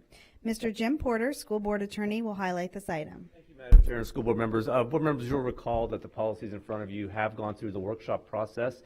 The ones that reached consensus were being brought forward for you tonight for your final approval and adoption. This is a public hearing, so you'll hear from the public, and then you'll need a motion and a second and then a vote. Thank you. Does anyone want to speak for the public hearing on the adoption of the new and revised policies? Yes. All right, I'm back. Good evening again, Chair, board members, and superintendent. I'm Brittany Wegman, Executive Director for the Hillsborough Classroom Teachers Association, and I'm here speaking once again on behalf of employees HCTA represents in opposition to the proposed changes to Policy 6210. I'll keep it simple. The statute requires a total 3% minimum balance in two combined portions of the total fund balance, the unassigned and the assigned. But this policy sets an arbitrary 8% floor within the unassigned portion alone, and then says that the board has to vote to access it. That is not unassigned. That is a committed fund, which is defined by law and basic common sense. And so if that's your intent, it should be classified and disclosed as such. We have shown you through our correspondence that the districts hit by hurricanes have kept or grown their reserves. Bond rating agencies have kept HCPS at A-level ratings even when we were well below 8% in the combined unassigned and assigned. And our reserves are growing because recurring salary dollars are being underutilized and redirected into savings. This policy isn't responsible, it's misleading, it misallocates dollars that should go directly into classrooms, and it creates a barrier to doing what's right when the board needs to be flexible. If you want stability, do it legally, do it transparently, but most importantly, do it with a policy that puts unspent, reoccurring funds into our students, employees, and classrooms where they are intended to go. Because as written, this policy will restrict your flexibility to respond to real needs just when our schools need it most. So tonight I ask one of you to make a motion to reject these changes to policy 6210, and let's rewrite it to reflect the real needs and priorities of this district, because the people of HCPS deserve more than a padded fund balance. Thank you. Thank you. Do we have any other speakers? No? Okay. Then I will now close the public hearing. And Mr. Porter, I would like to ask that we separate item or policy 6210 and 7250 to vote on those individually and have the other ones bundled together. So that's fine. That's a request. So so someone would need to make a motion to adopt the other policies that are presented to you tonight, and then we'll take these up separately. So. I can make a motion. Yes. Okay. I made a motion. Is there a second? Okay. So what's on the floor are all the policies advertised except for 6120. And is that the right 6120 or 62? 6210. 6210. I apologize. 7250. Okay. And those will be considered separately. So if you need, you can vote on this and then you can consider those. Okay. So since we have a second, a motion and a second on the additional ones, please vote when your lights are available. Oh, sorry, you're right. Discussion. Is there any discussion on the bundled? Member Renton. Thank you very much. So I want to make this very clear. You want to remove, or Member Gray, you want to remove, go back to the agenda. You want to remove, remind me what policy that is? They're not to remove, to vote on separately. I understand. 6210 and 7250. Okay, well, I'm going to make an amendment to that motion, and my amendment to that motion is to remove each one of them individually, because there's other ones in here that I will not move on behalf of the part of that. So I thought the district was going to pull one of them, and that has not been done, so that's not okay with me. So I'd like to make a motion that we individually go on each individual policy if we're going to do grouping and I amend the motion to do individually. Substitute motion, which is fine. So the motion will be to vote for each of these separately, each of the policies advertised separately. That's a motion made by Ms. Rennan that would require a second. Okay. So now you have discussion on whether you want to vote for each of these individually or not. Or you can just vote on that. And then we'll go. I mean, I can give examples of why I want it. No, you don't need. I mean, that's up to you. But you don't. That's completely legitimate. So now voting on each. Yes. Yes. Yes. Board members, if you are in favor of voting on each policy individually, please vote yes when your lights appear, and vote no if you're against it. Please vote when your lights appear.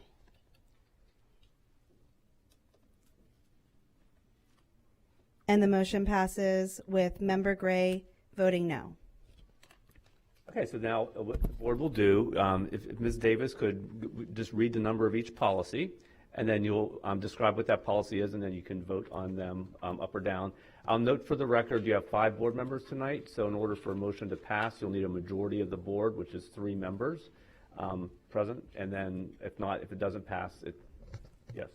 Do we need to do the entire process, make a motion and second and Yes. discussion for each Yes. one? Okay. Yes. Okay. So I think the way this will work, we've never done it this way. This is completely legitimate, though. Ms. Davis will read the number, and then someone will make a motion, second, and then discussion, and then pass. Okay, thank you. So we'll start with the first one, policy 2130, emerging technologies. That's the new policy related to AI, emerging technologies, et cetera. Okay, board members, I need a motion and a second to approve policy 2130. I have a motion by Member Combs and a second by Member Gray. Any discussion? If not, please vote when your lights appear.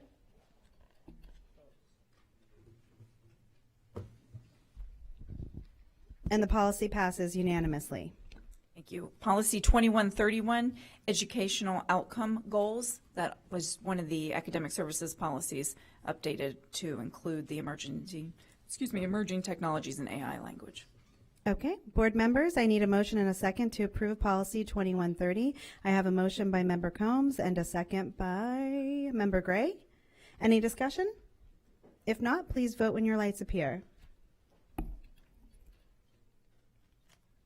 And that policy passes unanimously. Thank you. Next one, 2132, educational process goals, also the same with the AI and emerging. Okay, I need a motion and a second to approve policy 2131. I have a motion by member Gray and a second by member Washington. Any discussion? If not, please vote when your lights appear. And that motion passes unanimously. Policy, sorry. Policy 2210, curriculum development. The same with emerging technologies and AI. Did we skip 2132? No, we didn't. Did we? I thought we did. We just did 2132, educational process goals. So we're on the fifth one? Fourth. Oh, okay, sorry, mine's different over here. Okay, thank you. So I need a motion and a second to approve policy 2132. I have a motion by member Combs and a second by member Washington. Any discussion? If not, please vote when your lights appear. And the motion passes unanimously. Thank you. 2210, curriculum development. Okay, I need a motion and a second for 2210. I have a motion by member Combs and a second by member Gray. Board members, any discussion? We just did 2210. So Well, I know, but it was read into the record as 2132, so I redid it again. That's why. okay. All right. No. Okay. So we're moving on to Let's go through 2240. No, Okay. Let's go through the ones they voted on by number and then make sure that the record reflects that accurately. So 2130, 2131, 2132, 2210. Is that right? Yes. Is that right? Okay. Then what is the next one? The next one will be 2240. Okay, thanks. Okay, so I need a motion and a second to approve policy 2240. Motion by member Gray. Second by member Washington. Any discussion? Please vote when your lights appear. Okay, and that's policy 2240 passes unanimously. The last AI, emerging technologies, is 2250, innovative programs. Okay, so I need a motion and a second to approve 2250. I have a motion by member Gray, second by member Washington. Any discussion? If not, oh, no. Okay, if not, please vote when your lights appear. And the policy passes unanimously. Okay, 6210, fiscal planning. Okay. I need a motion and a second for policy 6210. I have a motion by member Gray and a second by member Combs. Any discussion? Member Rendon? We're on, just clarifying, 6210, correct? I believe so, right? Okay. That's where we're at? Yes. Yeah. All right. Let's make sure. I want to make it very clear that we understand that this is the annual fund balance and that we want to make sure that we are being very secure in our funds. And it's not just by a month fund balance, but it's our overall annual fund balance, because we recognize that there are different times of year when we receive income and we have different responsibilities to pay out some of that income. And so there are times throughout the year that our fund balance could possibly dip below 8%, but in an overall year that our fund balance would remain in the 8%. I think that's important to recognize. It's not just a month by month, but it's an overall annually to making sure that we maintain a secure situation, especially with the uncertainty of a lot of costs out in the world today. So I think it's important that we looked at why we do the fund balance and why we kept it at a percentage.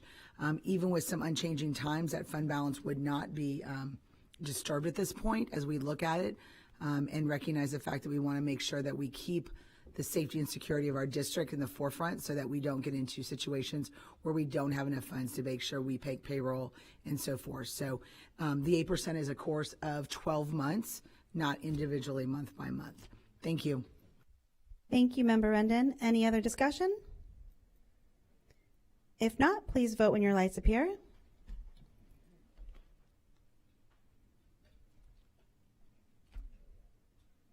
And the policy does not pass, with Member Washington, myself, and Member Combs voting no. Okay, our next policy is 7250, commemoration of school facilities. Okay, board members, I need a motion and a second to approve the policy. I have a motion by Member Washington and a second by Member Combs. Any discussion? If not, please vote when your lights appear.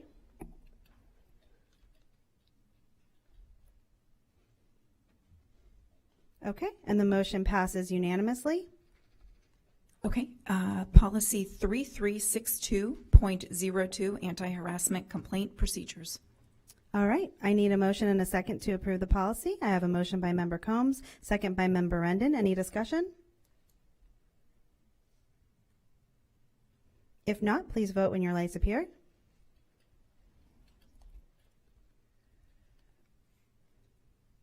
And the policy passes unanimously. Okay, the last policy, 8462, student abuse and neglect. All right, I need a motion and a second to approve the policy. I have a motion by Member Combs and a second by Member Washington. Any discussion?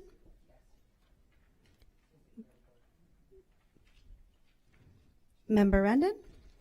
Yes, thank you so very much. And this is the reason I wanted to do make sure that we individually went through them, because the first motion would have left this off the table. This particular one I have quite a bit of issue with. If we read in section on line item number 11, it says any person, teacher, including teachers, administrative support staff, volunteers, or other district and school personnel who knows or is reasonable cause or suspect that a child or a student has been abused, abandoned, or neglected. First, that's the word outside of the statute. It should be abused, exploited, and neglected and exploited. Second of all, it then also continues on to say the knowledge or suspicion to the Department of Children and Families in a matter prescribed by the law. It's whether you suspect or know. Secondly, also knowing and willfully fails to do so. That goes on, and we talk about the third degree. That's really not policy. That's really the law. So we don't have control of that as far as the law goes. But my other concern is when we mentioned throughout this, it also talks about situations of who could be the one that would be the perpetrator of abuse. And that limits where in which anyone could report it, who it would be reported to. So I'm looking to see where that policy was. I didn't expect to see this policy today. The principal report or cause the reported suspected cases of abuse, neglect, and abandonment to the appropriate law enforcement agency that comes to the attention of school teachers, school officials, personal or volunteer. I'm seeing the last part. So anyways, the wording throughout this policy is just not in accordance to where the law stands right now. It does not address, it should basically say any Hillsborough County employee that suspects or knows of any abuse, neglect, or exploitation should be making the report to the prescribed Department of Children and Families. It does not account for that. I believe the wording is completely inappropriate. I think the entire thing needs to be rewritten. And the only reason we even have this policy is coming is because of the change in the law from a punishable standpoint that has absolutely nothing to do with our district. That has to do with the law enforcement agency. So I want this to go back to the drawing board to be rewritten for the benefit of this. I don't want to approve it as it stands because it limits too many things that could cause question on who should approve it, who should report, and when they should report it. And we should have absolutely no question in our policies when it comes to abuse, neglect, and exploitation. Ms. Rendon, as you and I discussed, I thought the item was going to be pulled as well, so it wasn't, so it's here, and I think the board has several options. If you could make a motion, Ms. Rendon, to have this move to the next policy cycle, and the board could vote on that, or staff could withdraw it at this point, or you could vote on it. Those are your options, really. Well, I would like to make a motion to pull this agenda, this particular policy, and move it to the next policy cycle. And I'll second that. Thank you. On that, yeah. Okay, board members, we have a motion on the floor to remove this policy, work on it, and bring it back the next cycle. It's been motioned and second. Is there any discussion? Okay, if not, please vote when your lights appear.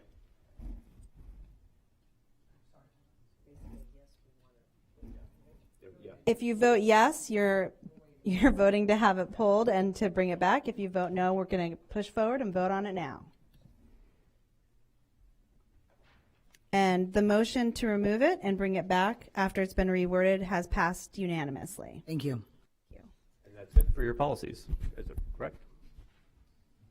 Okay. Okay. I think you can close the public hearing. All right. I already closed it, but I will close the public hearing again. And next time I would like to go over this a little bit more because I was worried about how this was going to go down and try to get ahead of it. So I think we did the best we could on that. But next time when we have multiple policies, I'd like to go over what it looks like to break it down and vote on them individually. All right. Now we are going to move on to our big, long agenda. The following items will now be heard: C101, C103, C105, C204, C206, C402, C706, C710, and C901. 101, Curriculum Associates, LLC. Superintendent Ayers will highlight this item. Thank you, Madam Chair and board members. I think you know as much about this agenda item as staff does. This is an agenda item we brought to you before, so I'm just going to quickly review it and then we can go into some discussion. iReady is a supplemental program that allows teachers to assess K-8 students in mathematics and reading through an online adaptive diagnostic. Based on this data, students are assigned to an individual learning path to meet their instructional needs. In addition, the iReady program also includes a teacher toolbox that houses online lessons and resources to support teachers in implementing targeted small group instruction. So just some of the data around it that's in the agenda item, but in 24-25, iReady was used as an assessment and instructional program for teachers in grades K-5 math and ELA, as well as in K-8 schools and in middle schools within the Transformation Network.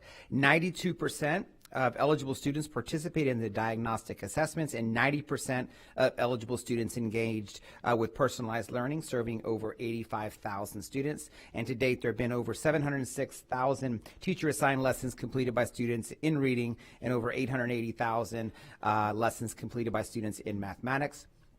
And finally, 147 schools utilize Standards Mastery as a supplemental resource. The current year-to-date pass rate for iReady online lessons is 77%. So that is our iReady agenda item for this upcoming school year. Madam Chair, that's the update. Thank you. I need a motion and a second to approve C101. I have a motion by Member Washington, a second by Member Combs. Member Gray, Member Combs, and I pulled this item. Member Gray, would you like to start? Thank you, Madam Chair. Well, we know that the teachers are very familiar and it's extremely popular, and it's very effective as a simulation. As over the 6 years, this has been adapted and adopted to with great cheer. My two questions are, and who am I asking questions to? Yeah, Tracy's here. Yeah. Does it include preparation for the CLT test? This is an elementary program, so no, it would be a little bit out of their league. Okay. All right. And does the newest version have an AI component? So the version itself isn't necessarily AI. It's more of an adaptive technology. In other words, that the students work and it places the students in the path. We do currently have some additional technology instruction that does include that the AI tutor, but currently, and I already stated, it's more adaptive as opposed to being an AI tutor. Can you explain that? More adaptive than? Yeah, so kind of similar to the FAST assessment based on, I answer questions on the diagnostic and it places me, it goes up and down to determine where my level is. So it kind of watches where I'm answering and places me on a path, which is called the My Path piece, compared to an AI supported tutoring where it would be in the moment instruction based on where I'm reading something or I'm answering something, and it's going to catch me and say, wait, and based on my answers be able to actually teach me. This doesn't teach me, it places me and then instructs me. Okay, very good answer. I also am seeing that is it 147 schools that are enjoying this Yes, we currently utilize in all of our elementary schools as well as at our TN middle schools. In addition, our elementary schools that are K-8, our middle schoolers have access to it there as well. Okay, thank you, Ms. Bergman. Thank you, Madam Chair. Thank you, Member Gray. Member Combs? Thank you, Chair Vaughn. I'm not as enthusiastic as Member Gray. I do have some questions. You know, for years now, you know, I've been concerned about the amount of testing. So that was one of the things that kind of brought me to run for the school board, just the high number of testing. And when I look at fast testing, I hear over and over from my administrators that they think iReady is a much stronger test. And so to really see how a child is doing. So one of the things we've been talking about iReady for the last couple of years, is it going to be adaptive, or are they at that point where it's not taking such a long time for that diagnostic initial part? Did they finally get to that? Because they said that this would be the year. That's what they said, right? They said this is the year. They did say this would be the year, and so we worked with iReady throughout the school year on different models of their assessment, from the flexible assessment and both the traditional assessment model, and based on feedback from both our administrators and our teachers, are going to go back to the traditional model because it did take less time across. Even though the time seemed to be about the same, it was split across days. It did seem to be a little bit more of a smoother testing process when they do the traditional, because it's more of a one and done compared to one that lags across multiple days. But one of the things too, that being cognizant of where students are and what their needs are. For example, this year we did not require the PM3, or the diagnostic 3 rather, be given for 4th and 5th grade students because they had taken the PM3, so that reduced some of the testing. In addition, moving forward for next year, we are looking at 2nd grade being optional because we want to encourage the use of DIBELS, which is a little bit more developmentally appropriate, and will measure a little bit more of the finite reading skills that we're trying to get to in primary. So that too will adjust some of those minutes as well in terms of that. But the other piece that the principals and that the teachers like is that immediate data piece that can go directly into the teacher toolbox and into the instructional grouping report, where they can immediately pull it and see, hey, this is exactly what my students need, and here are the resources within the toolbox that I can use. And the diagnostic does provide that information, as well as sets the kids on the trajectory of the MyPath, which is great for teachers, especially our newer teachers who are just getting started learning our students and trying to figure out exactly what their needs are and where to go. Yes, and thank you, Ms. Bergman, because we've talked a lot about this. And that's the other thing that brings me to this. So we're looking at K through 2 being more optional, less tests, and I'm really disappointed that they decided to increase their prices. So we're going from 3.9 million to 4.2, you know, when they know that it's not as adaptable as we'd like it to be. To see that company increases their, you know, their contract is very disappointing to me. So I wanted to make sure that is, you know, on record. And then the last thing is that, you know, I'm going to support this because I know that talking to principals and talking to teachers, they really felt like this was a really good, you know, basically being able to see how a child's doing. But I really would like to see academic services. I'd like to start moving away from iReady and so much testing. So I hope that we can, I know DIBELS has been really great. I'd like to continue working towards, and maybe eventually, you know, have sunshining iReady, because there are so many different products up there. There's so many amazing products. I think teachers get used to things and people are comfortable with it. So it's not necessarily, I'd like us to look out, try to see what other products they are, because I am disappointed with the price increase, and I am disappointed that they haven't followed up with exactly what they promised. Thank you. I'm going to support it because I'm going to support the administrators and the teachers, but I'm unhappy with this. Thank you. Thank you, Member Combs. Oh, iReady. I will say some positives about iReady. I will say that, one, I appreciate the survey data that was shared. You know, I feel like this is such a polarizing agenda item. The people who love iReady really love it, and the people who don't like it are very vocal about it. But seeing the survey data was really, really, really helpful. I appreciate that. I know you guys have given direct instruction to moving away from using this as just kind of a time filler, and for mandating, you know, a certain amount of time on it, which our kids really don't like, and really using it as a tool in a toolbox for our teachers to, you know, pull different materials, curriculum to push in, to pull out, to, really help with all of the instructional pieces of it, especially for our new teachers. So I see the value in that. I don't disagree that there might be other things out there that might be something that could be more affordable and even something that might be more innovative, that provides more opportunities. And I concur that I would like to look at that and not just go back to this every single year. But I will support this item as well, because, overall our survey speaks and a majority of the people want to keep this. So I will support this item. All right. So I think that's it. Seeing no further discussion, please vote when your lights appear. All right. And the motion passes unanimously. All right, we will move on to 103, Classical Learning Initiatives, LLC, and Superintendent Ayers will highlight this item. Thank you, Madam Chair. And another agenda item that you all are very familiar with, which is our CLT. So just a little bit about CLT. Over 280 colleges partner with CLT, which is the Classical Learning Test, as a complete replacement for the ACT or SAT. In September 2023, the state of Florida approved the CLT for its public universities. So that was just in September of 23 that it was allowable for use for concordant score, which allows students to walk across that stage with a diploma. As a result of the offering the CLT in 24-25 school year, we had 2,816 seniors which earned a concordant score, which resulted in the student earning their diploma.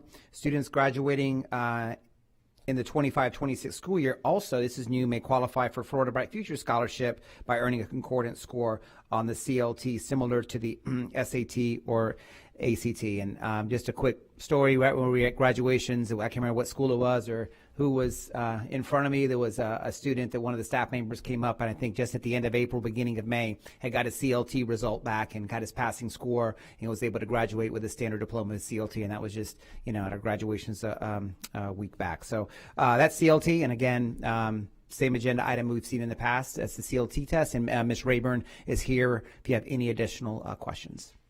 Thank you. I need a motion and a second to approve C-103. I have a motion by Member Washington and a second by Member Rendon. Member Gray and Member Combs pull this item. Member Combs, do you have any questions? Thank you, Chair Gray. First, thank you, Christina Rayburn. Chair Gray. That's all right. I'm there too. I'm there too. Chair Vaughn. Thank you, Christina. And I think it's really great, Superintendent, when you talk about those students and graduating. At the end of the day, the full goal is to have students graduate with a diploma. That's really the most important thing at the end of the day. I mean, I think the one thing that we just have to remember when we look at innovative states, a lot of times when you see states like Texas and New York, they actually have those tests, some of those tests in Spanish and other languages. Florida is one of those states that we haven't done that. And so I just want to say, as far as the classical learning test, at the end of the day, it's always going to be, for me, what's best for students, what's going to get a child across that stage to, live their full life. But let's really look at the way it is. There's only 4 or 5 states that are doing this classical learning test. There is a decrease in Florida with the SAT scores. So when you look at graduation rates increasing and all this kind of data, that's not really, we're looking at something different. 5 years ago, there was no classical learning test. So there's this thing that we're moving around to make it look like, wow, all these kids are graduating. The graduation rates are great.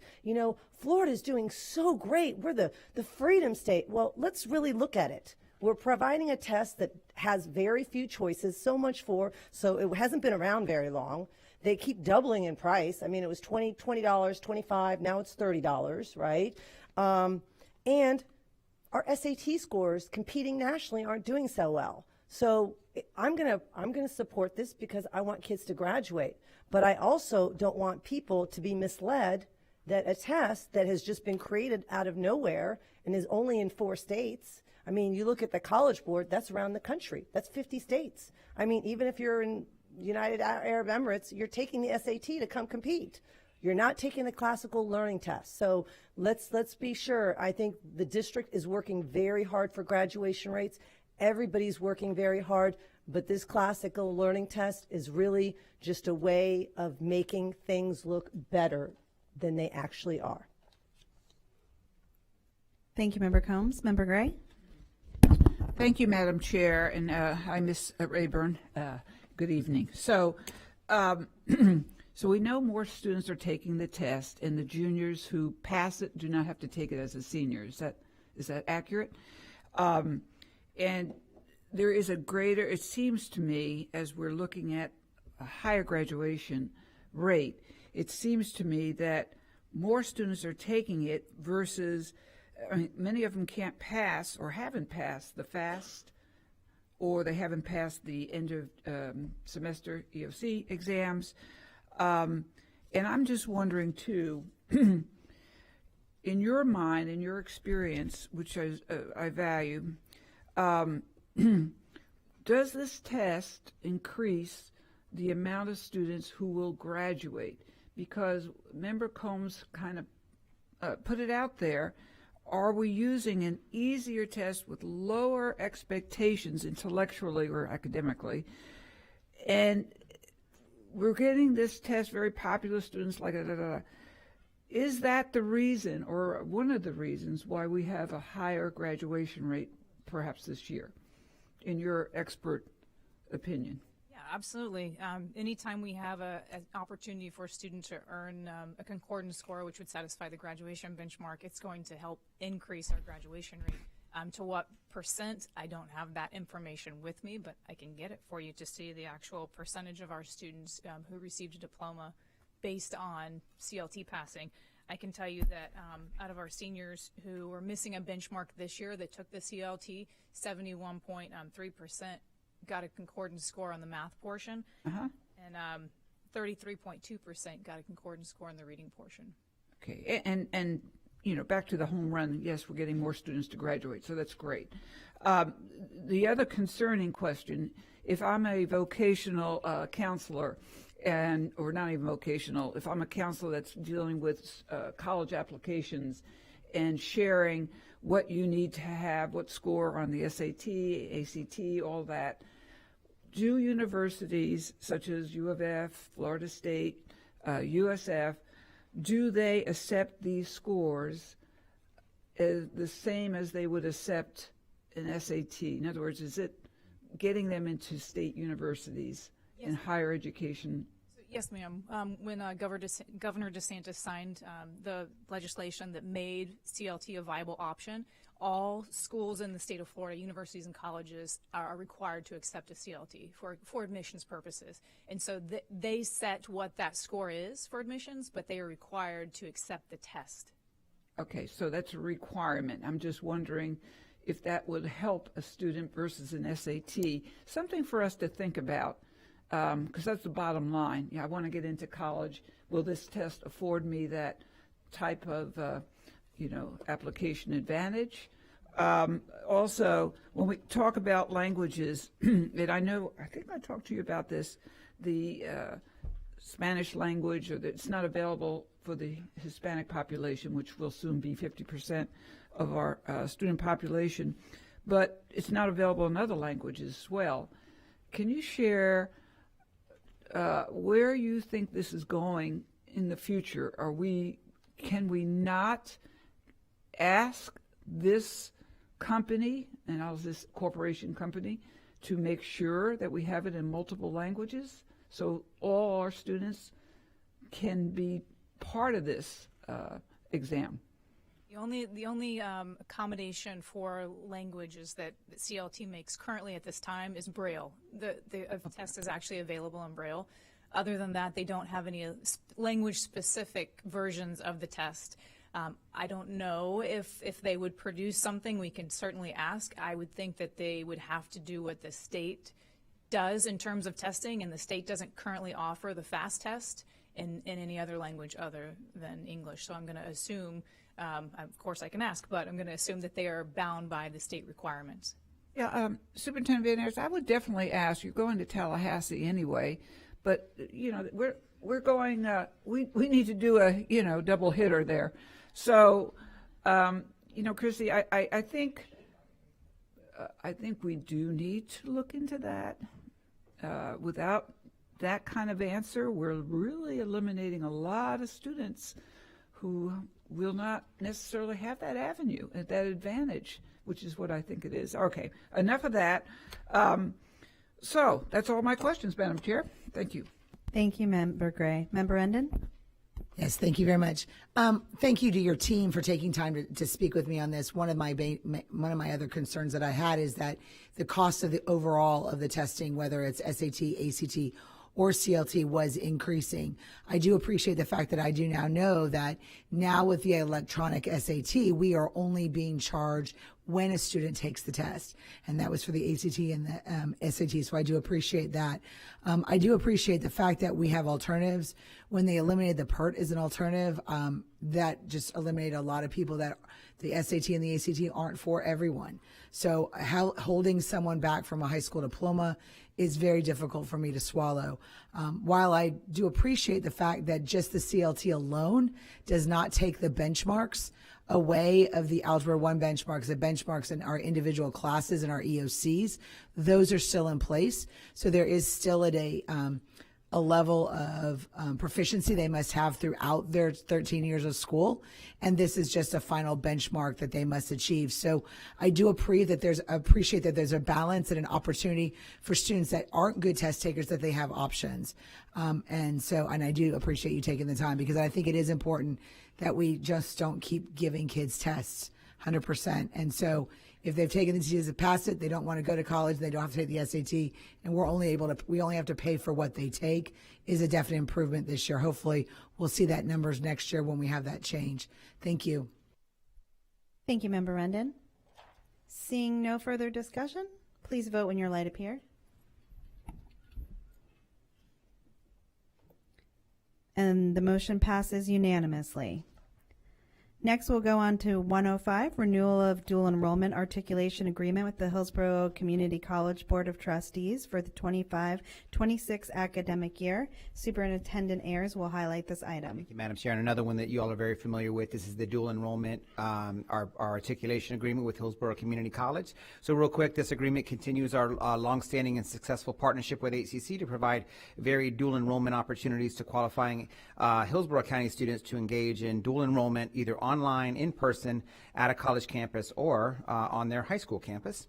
Of course, you're aware our district's 4 collegiate academies at Armwood, Leonard, Lato, and Spoto, which impact approximately 1,230 HCPS students, are also part of this committed partnership. And as we saw at graduations, students at those academies earn their associate in arts degree. We saw a lot of those at graduation coming with their stoles that had their 2-year degree already completed. And Giselle Linegar-Brown is here. If you have any particular questions around this very impactful partnership with Hillsborough County Public Schools and Hillsborough Community College. Yeah. Thank you. I need a motion and a second to approve C-105. I have a motion from Member Rendon and a second from Member Combs. Member Rendon, you pulled this item. Do you have a question or comment? I did. Thank you so very much. So one of the things I want to bring to our attention is our staff allocations for our schools are being adjusted based upon individuals that are leaving our campuses for dual enrollment. Even though we maintain the same FTEs with our students, those are still going out, and we are actually benefiting as a district from those upper level classes that our students are taking. But we have so many teachers around our district that are eligible, if they would have master's degrees or higher levels of education, to be able to provide those directly on our campuses, and therefore giving more opportunities to students across all of our campuses. I think it benefits not only our teachers, our students, but our overall school atmosphere. And so I want to encourage our district through our human resources and things to do whatever we can to make sure all of our teachers have the knowledge of what that's going to take. I know we have a program through the state of Florida that if somebody has a degree within their content area, for example, English or mathematics or so forth, if they choose to go on to that master's degree level, they will be reimbursed for their entire master's level and their books and maintain teaching with us for an additional 3 years. I think that needs to be a widespread knowledge and encouragement that we need to make an effort to get into our schools, especially our high schools and our middle schools, to make sure our staff are aware of every opportunity, because I believe that is something we are lacking. And we want our students to be engaged in these classes. We want them enrolled in these classes, but we want to be part of that educational journey. So we maximize our our staffing allocations at our schools and make sure all students have access to all of these. Because right now, if you can't drive or leave many of our campuses, you don't have access to these types of opportunities. And so we need to make sure we make a better effort with our staff, that they have the opportunity to get more educational opportunities to be able to get these classes directly in our schools. It's almost to a point where many of our high schools have reduced the numbers on our campuses. And so that's our responsibility, to get that knowledge out there and to do better by our schools. And because this is an opportunity for better education, for better advancement for our teachers overall, and it maintains our staff allocations in our schools, which will benefit all schools across the board. Thank you. Thank you, Member Rendon. Seeing no further discussion, please vote when your lights appear. And it passes unanimously. Next, we move on to 204, Contract Amendment for Bridge Prep Academy of Advanced Studies of Hillsborough. Superintendent Ayers will highlight this item. Thank you, Madam Chair. So I'll be pretty quick with this item and brief. So the Bridge Prep Academy of Riverview, and then there was also the Bridge Prep Academy another campus. So you had a K-8 and a 9-12, and what this configuration is in 204, you're taking the K-8 will be converted to a K-5, and then the 9-12 will go to 6-12. So instead of a K-8 and a 9-12, you will have a K-5 and a 6-12. So same number of seats, same number of students. It's a reconfiguration. And also this agenda item talks through this 6-12 then name will become Bridge Prep Academy of Riverview Middle High. So no additional seats, is taking the K-8 to a K-5, taking the 9-12 to a 6-12, so it's just a reconfiguration and a name change to Riverview, Bridge Prep Academy of Riverview Middle High. That's 204. Thank you. I need a motion and a second to approve C-204. I have a motion by Member Rendon and a second by Member Washington. Member Gray and Member Combs, you pulled this item. Member Gray, do you have a question or a comment? Thank you, Madam Chair. This will go to Ms. Crooks. And good afternoon also. So I understand, there is an existing movement, not only among our public schools, but among our charter schools to get, let's just say, to motivate more and more students to attend. And one of the motivations in this case, it would seem to me that you're now adding 6 through 8 in addition to the existing high school grades and changing the name to Bridge Prep Academy of Riverview. So one of the things I wonder, and I just want to put aside that those surrounding schools, Bloomingdale has an A rating, Riverview B, and Spoto B. And this particular Bridge Prep has first a D and then a C. So, the public schools seem to be doing very, very well in that area. So when we talk about advanced studies, I look at the certified teachers, because advanced studies in my mind means subject areas like AP, International Baccalaureate, studies that are advanced. But there's only 2 certified teachers with an agreement to learn. And to me, I know we have to approve it, but this seems to be disjointed. Because how do you have an advanced program without certified teachers or ones that are on their way? So that's one question mark, and I'm just throwing that out there. It's nothing you can do about it, but that's an observation and a concern. And the second concern, if you don't mind, describe the human resources that are needed or that will be given to serve 56% of the Hispanic students. Now, within that, remember that's ELL, English Language Learners, who have no speaking advantages. So what kind of human resources does this school give to this large population?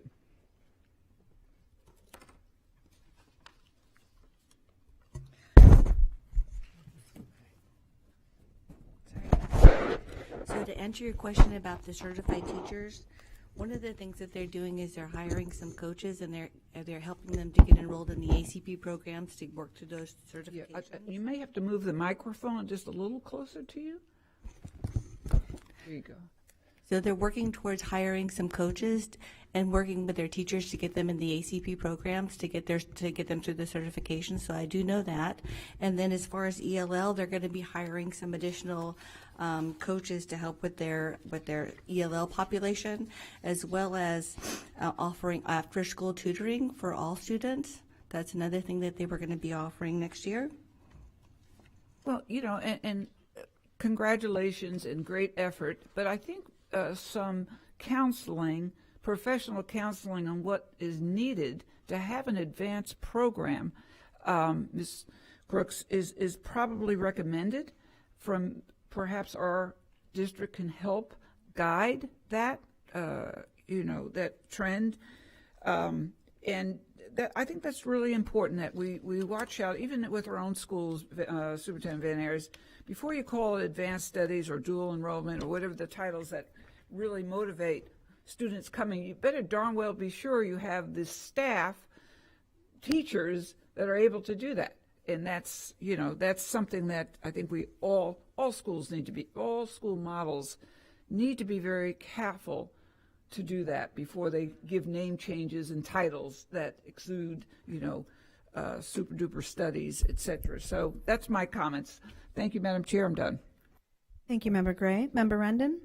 Thank you very much, Madam Chair. I did not visit with Victory Charter School, but I did take the opportunity to go out to Bridge Prep, and I do appreciate the time that you all spent with me and quite a lengthy discussion of things that you guys are doing and working with your students. So I appreciate that very much. I also wanted to say I appreciate their due diligence and being aware of things that they want to improve and things in which way they want to elevate the school. I do appreciate that. I did like the fact that I could acknowledge labeling the buildings would be good, so I knew which one I was going to, high school or elementary. But I do want to thank you all very much for taking the time to allow me to come out to do a tour and to learn exactly what's going on in the schools. I think it's important, no matter what school we're working with in Hillsborough County, that we take the time to be out there to see and have conversations and let you know that we are here as a resource, not only for our traditional schools, but all of our charter schools. Because I think it's important that all of our students in Hillsborough County get the best education possible and that everyone has the opportunity to have the resources that we all have. So thank you very much for taking that time out. I appreciate it. Thank you, Member Rendon. Seeing no more questions or comments, please vote when your lights appear. And the motion passes unanimously. Next, we have 206, contract amendment for Victory Charter School, Tampa, 6 through 12. Superintendent Ayers will highlight this item. Thank you, Madam Chair. So Victory Charter School, Tampa 612, they submitted a request to modify their enrollment by expanding their current 612 charter to include kindergarten through 5th grade students, and the name change also to Future Edge Charter Academy Tampa K-12. A request to modify the charter proposing the expansion to add kindergarten through 5th grade students, and a name change to Future Edge Charter Academy Tampa K-12, and also a relocation to East Dr. Martin Luther King Jr. Boulevard in Tampa, and that is 206. Thank you. I need a motion and a second to approve item 206. I have a motion by Member Combs and a second by Member Washington. Member Combs and Member Gray pulled this item. Member Combs, do you have a question or a comment? Thank you, Chair Vaughn. I guess a couple of my questions or comments is, I remember like 6 years ago driving by Victory and seeing the name change, and it kind of was like, why does that happen? Why does a charger close and then restart? And that was one of the reasons that I got very interested in learning more about the school system and the school boards and why that happens. I do have a major concern with Victory Charter School. They've changed ownership multiple times. I mean, they've changed names multiple times. They're in District 1, surrounded by amazing schools like Alonzo, Sickles. They're all A schools. I guess my concern is I have a school that is quite large because I've been there several times. Their enrollment from 6th grade to 12th grade, you see, is very low. And how are they going to be able to afford to keep such a big building like that?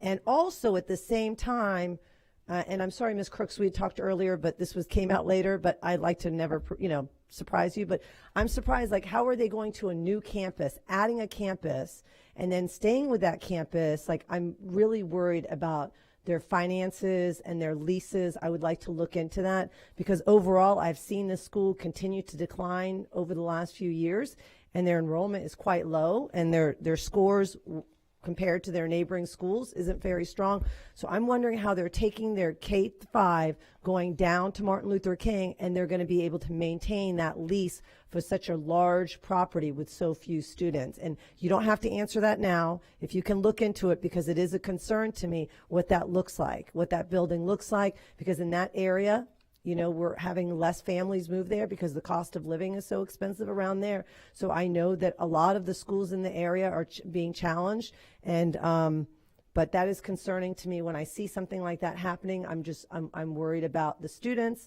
like what happens with those K-5 students. I'm always worried about when there's a shifting, moving, and then what happens long term with those students grades 6 through 12 maintaining this huge building, because those families need to be aware. I don't want to see another Village of Excellence where in the middle of the year these families are, have to be relocated. So if you can be aware of that and looking for that, I would appreciate it. That's it. Thank you, Member Combs. Member Gray, you would also pull this item? Thank you, Madam Chair. I did. The funding, to Member Combs' point, their fund balance is quite low, and yet they're going to build another building and relocate, rebrand. That takes a lot of money. So I also am curious how that's going to, how are they going to afford this? Do you have any response for that? You may not know, but there's a concern. If we looked at their audit, go ahead. Yes, so they do have an agreement with Building Hope, and so I know that they've entered an agreement with that. I know that the new building, their landlord, their leasing company, they're going to be putting money into the building to make those modifications before they move in, so that'll be folded into their lease agreement. And I do have the budgets, so I'm happy to send those over after the meeting, and I have some additional information that I'd be happy to share. Well, I appreciate that. And one of the factors that make or break many of the charter schools is the fact of transportation, especially in that area. So what provisions have they made to transport students here from their homes to the school? Yes, so they're going to be offering transportation within a 5 to 10 mile radius for students that need it to be able to attend the school. So transportation is Yes. okay, because these are young kids. And at last, and very much in line with my other question, 3/4 of the population are Hispanic. And again, what type of resources, human resources and tangible resources are available to this large population of English language learners and Hispanic learners? I know that with the new branding in the new school, one of the things that they're going to be offering is a dual language program. So that was in part of their information that they submitted to us, and I'm happy to share that as well. Dual language, and they'll also be incorporating AI throughout their curriculum. Okay, and one of the questions I had, true of this charter and the one that we just shared before that, you see low percentiles. In the former charter, it was 25%. This particular charter is 35% been tested. I am curious, why such a low population are being tested versus 60 or 80, that's would be more the norm? So I do have some of the new PM3 data that I'm happy to send over to you once it's, after the meeting. I can forward you what we have so far for their PM3 data. Okay, yeah, I think that would be very helpful. You've done a great job, Ms. Crooks, and I know that we're asking these questions, but they are curious, and the public needs to hear those questions, and they need to ask the same of our public schools. So we're all in competition, so to speak, but yet we're all collectively helping each other. So that information is very important for us to be to have in front of our eyes. Thank you very much. Thank you, Madam Chair. Thank you. And I would have included it, but the window just closed on Friday, so I just had the information, for today. But I'm happy to forward everything on it. And it does look their test scores went up quite a bit. So okay, good to hear. Yes. All right. Thank you. Thank you. Thank you, Member Gray. Member Rendon? Thank you, Madam Chair. Mr. Porter, this may be for you. I'm not sure who's going to be able to answer this. One of the two of you are going to need to answer it. Where does the responsibility lie on the board when it comes to the financial matters of the school? Because I'm not an accountant, right? So if I show that the books and I show there's an income, wherever that income is, if the books align that they can make their ends meet, where does that judgment come on the responsibility of the board if it's feasible or not from a financial point of view? Yeah, I think ultimately the board is responsible because of it's a charter school under the law. That's you're ultimately responsible. But I think you have to be able to rely on what they present to you. And in order to deny it, you would have to have some sort of evidence that it wasn't accurate or that it wasn't meeting one of the criteria in the statute. So I think you have to rely on their information. If you're not satisfied with it, I think you could request staff to pursue looking into it to see if there is something more. But I think you have an obligation and a duty to rely on it and to vote accordingly. Well, in this particular situation, I think that with Victory, I don't think we have like the things that you mentioned about those extra things and where that is. I think that is a big concern about. We know what an FTE is going to be. We know how much money they're getting in, but we don't really have a clear indication of how they're going to be monitoring that with the low student enrollment. And so that's definitely a concern of ours. And so where does that lie on this? I mean, where's our FUD factor? When do we have to have this approved?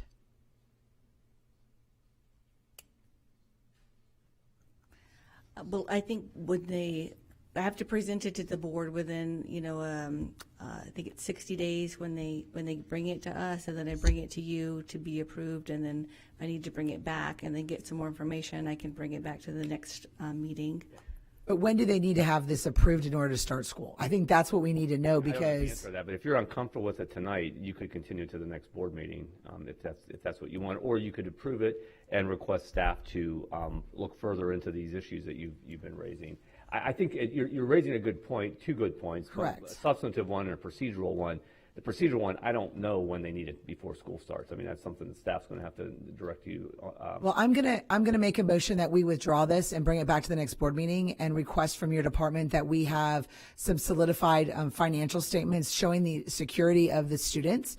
I think that's important. And so providing us with all financial means, making sure that they have the financial stability in order to move forward as a school, I think is critically important. So that's my motion, is to remove it and bring it back for the next. Continue is to continue, not to remove. So. Oh, I'm sorry. Yeah, just to be clear on the record. So Continue to the next board meeting. next board meeting. So that's a motion that will require a I'm going to second. second it. Okay, and you can have discussion about that, about whether to continue the item or not. Little button. Board members, do you have any discussion about Member Rendon's motion to continue this to the next board meeting? If not, You just vote on. do we vote with Member Gray being away from the dais? Yes. Okay. I'll make a comment since we have a minute. I was going to say that I think it's just really important for us to make sure that we do the best we can with every child, regardless if they're a charter school or in public school. And I just don't want what happened, like a child in the middle of the year to find that they don't have a school, or for school to be closed down 6 through 12. It worries me when I look at the number and the enrollment, and I also see how well those schools are doing in the surrounding area. So I agree with you. I just need more information to see that, to make sure that these families are going to be, same as when we've had to, repurpose schools. We've let people know well ahead of time, work through it, go out to the community. What happened at Village of Excellence, we just can't let that happen again. It's just wrong for families. So I think it's really important we really do a deep dive into this charter, especially because they've had so many owners and so many change of names. I mean, it's been a lot in the last 5 years. So, Thank you, Member Combs.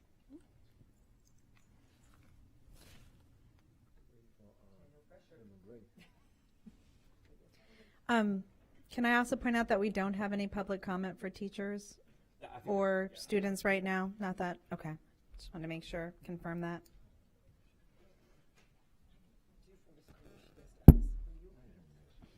Madam Chair, we are, on my end, good with continuing this, bringing this agenda item back to the June next meeting in the middle of June at the next board meeting. You want to withdraw this I can go yourself ahead right I now will and then, withdraw it and bring it back to the next meeting in June.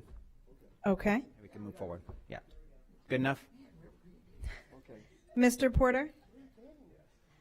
He's withdrawn. The superintendent decided to withdraw it himself to bring it back. So we don't need to continue voting on this? So the item it's not coming forward at all? He'll bring it back the next meeting. He's decided to pull it from this one and bring it Okay, forward the next fine. meeting. Okay, then we will move on to the next item. The next item is 402, Exchange Visitor Program. Superintendent Ayers will highlight this item. Thank you, Madam Chair. And once again, all these agenda items, I feel like we've seen these and you all are very familiar with these. So this is our EPI contract. So this is an updated contract that provides another opportunity to address the critical teacher shortage by recruiting teachers from for a J1 visa exchange visitor program, an EVP. And EPI will provide 160 teachers. Following the exchange visitor program, educators return to their home countries to share the culture and educational knowledge they gained in the United States. Educators typically participate in the EVP for a period of 3 years. And since the 22-23 school year, 279 school sites have registered 3,300 plus students from 197 countries. EPI has been instructed to search for multilingual teachers as well. And that is 402, and that is 402, our EPI contract. All right, thank you. I need a motion and a second to approve C-402. I have a motion by Member Combs and a second by Member Washington. Member Gray, Member Combs, and I pulled this item. Member Gray, do you have any questions?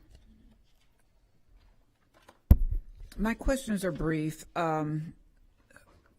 Patton, how many teachers right now are needing to be hired? In other words, the question I asked you earlier today, how many are we short of?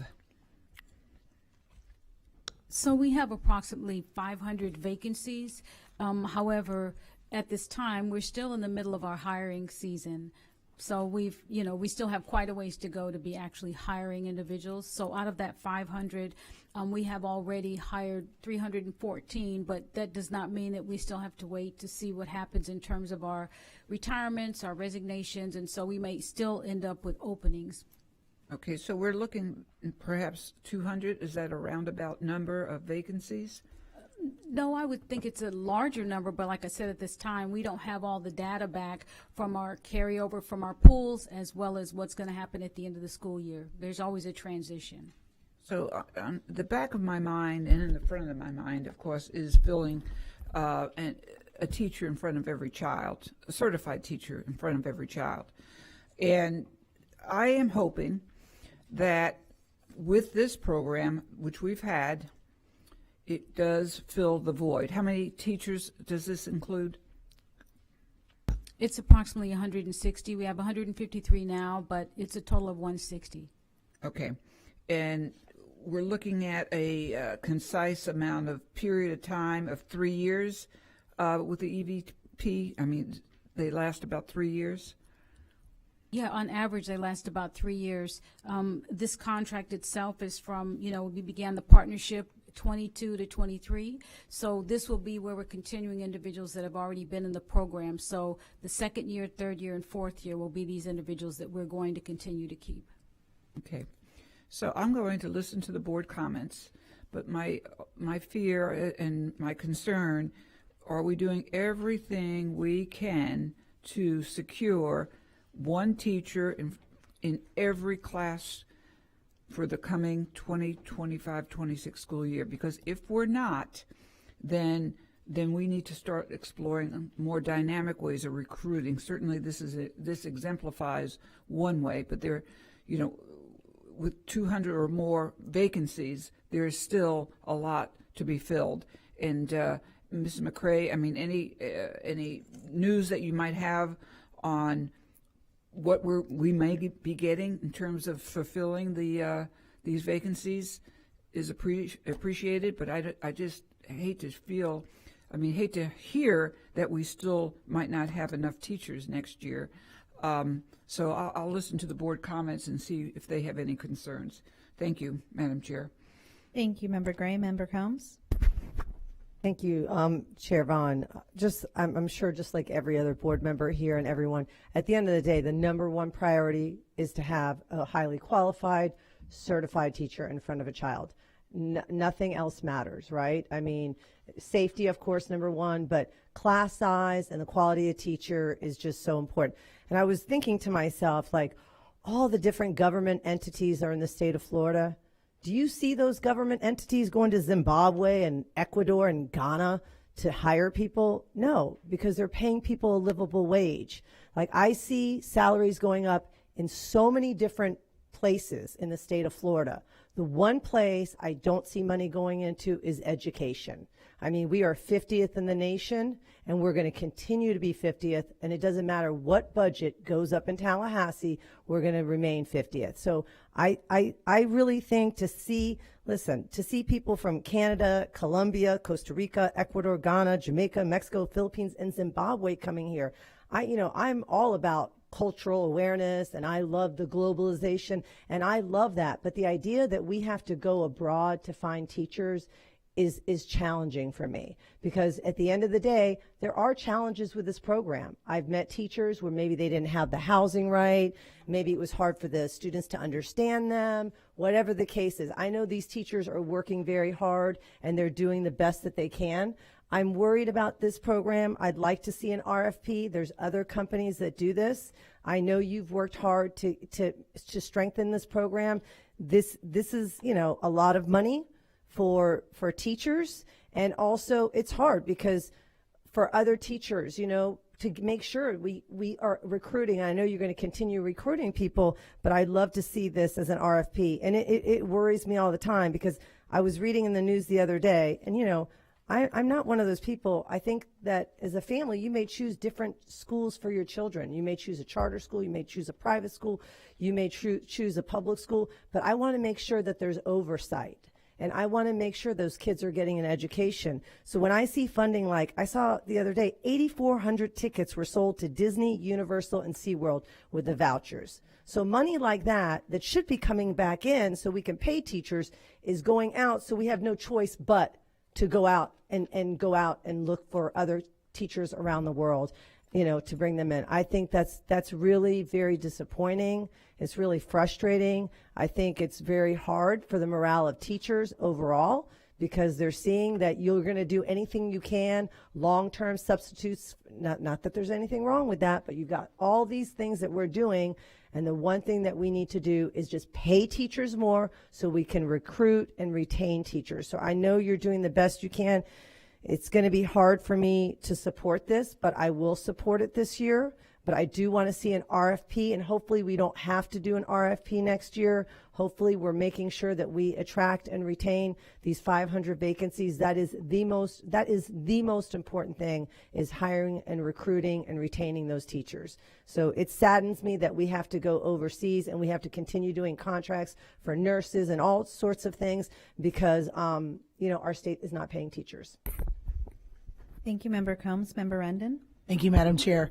I want to reiterate what Member Combs said. I mean, anytime we're doing any of these kind of things at all, especially when it comes to teachers in front of our students, an extraordinary cost outside of the United States, we have to go after an RFP. We should never be bringing these large-scale things that directly impact our students without making sure that we have the best quality program in front of us. And in order for us to do that, we should have a vision of what that looks like. When we have board members on here, myself included, that have never seen any other options except for this one brought before me, then therefore we have no idea if this is the newest, the latest, what are we doing? Where are we comparing it to? What are we comparing it to? And so it's definitely a priority. So I want to make sure that I reiterate the fact that we should always go to an RFP, always make sure things change from year to year. My goodness, they change from month to month, let alone year to year. So knowing that we have this on a 4-year contract at this point, we definitely should be going out for RFP. It shouldn't even be a question.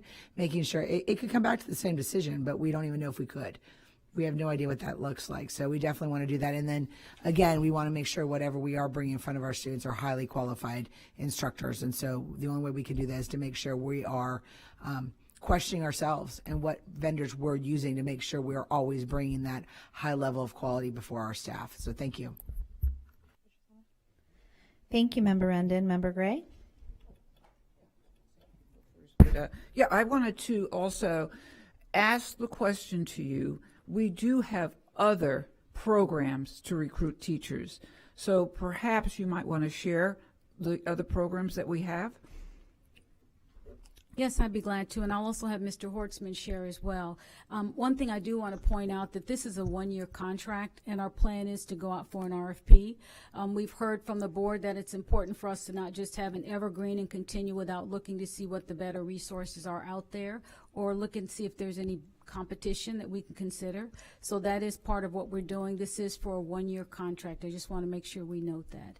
Mr. Hortzman, do you want to share a little bit about what our other sources are? Because there seems to be a question that this is the only, let me say, out-of-the-box situation, but we have other recruiting ways that are more innovative. Please share. Yes, ma'am, absolutely. We visit college campuses because we want to snag all those recent graduates. We have our interns that come to us and do their internship here in Hillsborough County Public Schools. So, of course, we want to offer and do offer to those individuals. We go to other recruiting events that are hosted by CareerSource, other agencies around the state. We visit MacDill Air Force Base for their hiring events. So we're trying to get soon-to-be retired military folks, their families that are currently a member of the family may be serving, but there's a family member that may be qualified to be a teacher or interested in another position within the district. I know we're talking right now about instructional, but we're looking to fill all positions. Of course, instructional is number one. You know, it's such a great idea to going to the military, because what a powerful resource, a human resource, if we can really get more and more involvement into our schools. And I thank you for the work, but we have a lot more to do. But at any rate, thank you for that answer. Thank you, Madam Chair. Thank you, Member Gray. Member Washington? Thank you, Madam Chair. I know you all are working really hard to recruit, but over the years being in the school system, one of the things that I've always said, it's important for retainment, because a lot of time we recruit people, but we can't keep them. So we also need to concentrate on retainment. And one of the things that people, and I've heard, different teachers saying from different areas, when they apply for a job, we need to figure out the most expedient way to get them certified so they'll be ready for the job. Have we started doing that anyway? What process do we have in place when a person applies for a job? Because sometimes they went 2 and 3 and 4 weeks, they go somewhere else. So with the implementation of the new talent acquisition module, TAMS, our application system, it's a little bit more expedient than our previous software package. We also have recently changed the way we're trying to get individuals made active. For example, in the past, if all board members were applying for a position, our application center would go through each one of your applications one at a time, and maybe you'd all get hired and offered a position and hired. Maybe none of you would, and that's not a disservice to you or anything like that. That's no disrespect meant there. But the way we have changed to is, instead of our application center, our application representatives spinning their wheels trying to activate 100 individuals and 3, 4, 5 of them get hired, we've now focused on the individuals that are hiring managers, our principals for the most part, are saying, hey, we want to hire this individual. What do you need to do? What do we need to do to make them active? So it's become a little bit more of a concentration on individuals that are hiring managers, have already interviewed, met at a hiring event. Maybe it's somebody that stopped by and dropped off their resume at the school site. So we've tried to target our focus on those individuals, as opposed to like I said, kind of spinning the wheels, trying to make active 100 individuals and 5 get hired. Good, great, because I think that's going to help us out a great deal, being able to hire people when they apply for a job. Thank you. Appreciate it. Thank you, Madam If Chair. I can just add for the retention piece, so we also do a survey to employees for their 30, 60, and 90 days to see how their experience is, the information we receive from them. We share that with their hiring manager to say, this is how this individual is feeling about their experience, and it's all across the board. It's just one way of us, again, reaching out to try to retain. We want to build on that program, but we've rolled it out, and so far it's been successful in us getting really real-time feedback and being able to go and find out what's working, what's not working, so we can return individuals. Good. Keep up the good work. We got to work hard. Thank you. Thank you, Member Washington. So I appreciate all the comments from my board members around this. My concerns come from the actual kind of training and support that these teachers are getting, because I've had several schools that have had concerns where teachers are actually trying to fill in more for the support because there's not enough training giving to these teachers. There's not enough training on just like cultural expectations of coming to another country and what that looks like. And while I think that they appreciate, you know, the fact that there is someone in there who's excited about education and willing to learn, the amount of work that falls onto the school staff who has to pick up because there isn't really much accountability. Like, do these teachers get evaluations? Like, where is the accountability piece to make sure that the people that we're putting in our schools acting as teachers and hopefully maybe on that pathway are actually up to, you know, the training and understanding of that? Because what I see is us filling vacancies, but I don't see any fidelity and accountability once we put these teachers in that place. So EPI does do a very thorough job of providing professional development and learning. They have a learning management system in which the teachers learn from. They also provide them with conferences, cross-cultural exchange activities, and mentoring, and they also have cultural adaptation training. So they do make sure that if there's a concern or an issue, again, we survey the principals as well to ask what's the experience of those that they have in their schools. And we did have an example of a principal that said they had a concern with one of the teachers, and EPI came in immediately and did remedial training with that teacher. So it's real time. If there's a concern or an issue, they come right in and work with them. Anything you want to add, Mr. Horstman? You specifically asked about evaluation, and yes, they are given the same evaluation as any other teacher in the district. Unfortunately, we have had one or two that have not met the mustard of that particular site, and they are not renewed for the following school year. So it is an evaluation system that all teachers are given in Hillsborough County Public Schools. So I appreciate that, and I know that you're reading the response of what the company offers. But again, that hasn't been my experience as far as immediate remediation when there's been challenges or supports needed with the teacher that might be struggling or whatnot.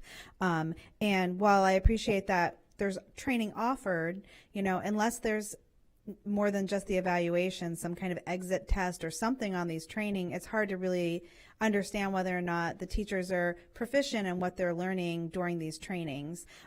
So, you know, I would encourage more accountability on the side of that to make sure, not just accountability to get teachers out, but I mean, if we have people coming from other countries who are passionate, to make sure we give them the support so they can transition and end up being good teachers in our schools.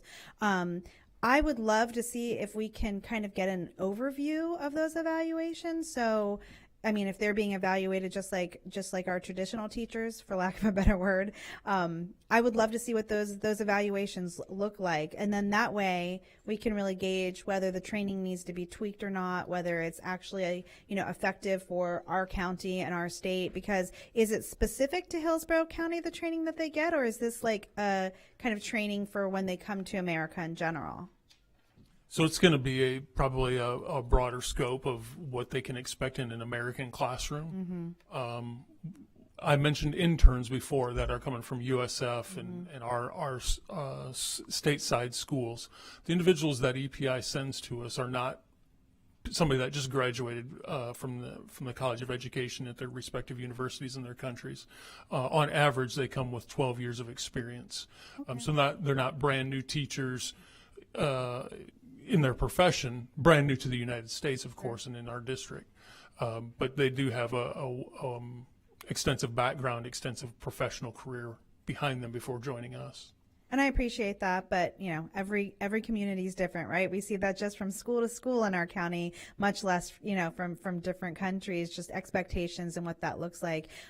Is there a way to get a summary without necessarily getting individual ones of just like, we had this many employees, this many, their evaluations were, proficient or needs improvement, and just kind of get a summary of what that looks like? Are we able? Okay, great. That would be helpful. Thank you very much. I think that's it then. Seeing no further questions or comments, please vote when your lights appear. And the motion passes unanimously. Now we're on to 706. First Amendment to the parking agreement between the Tampa Bay Arena, LLC, Amalie area, and Hillsborough County Public Schools. Superintendent Ayers will highlight this item. Thank you, Madam Chair. So this is the First Amendment to the parking agreement between the Tampa Bay Arena, Amalie Arena, and Hillsborough County Public Schools. The Tampa Bay Arena requests to renew its customer parking agreement with HCPS. This parking agreement will rent to Tampa Bay Arena for their employees that work at Amalie Arena. This will assist in their parking needs and utilize the extra parking spaces not being used by district staff.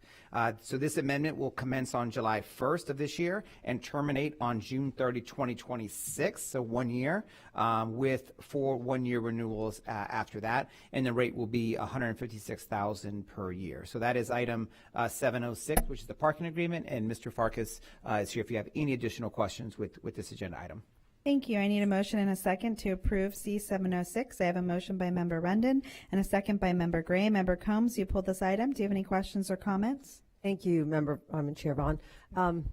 Mr. Farkas, I know we've talked about this. This is exactly what I'm going to talk about as I did last year. Every contract that comes in front of me has increased. But then when we're billing someone, I don't see an increase to that contract. So that's my concern. And then the other part that, I requested a workshop that we're coming up in June or end of June to look at properties. When I look at something like this that's generating $156,000, I look at something that could be generating a couple $1 million, right? I mean, right here downtown. So I just think, let's look at this when we have that workshop. And I guess my big question, I know what your answer is going to be, but I would like to see in the future an increase. It's great that we have partnerships. I think that's really important.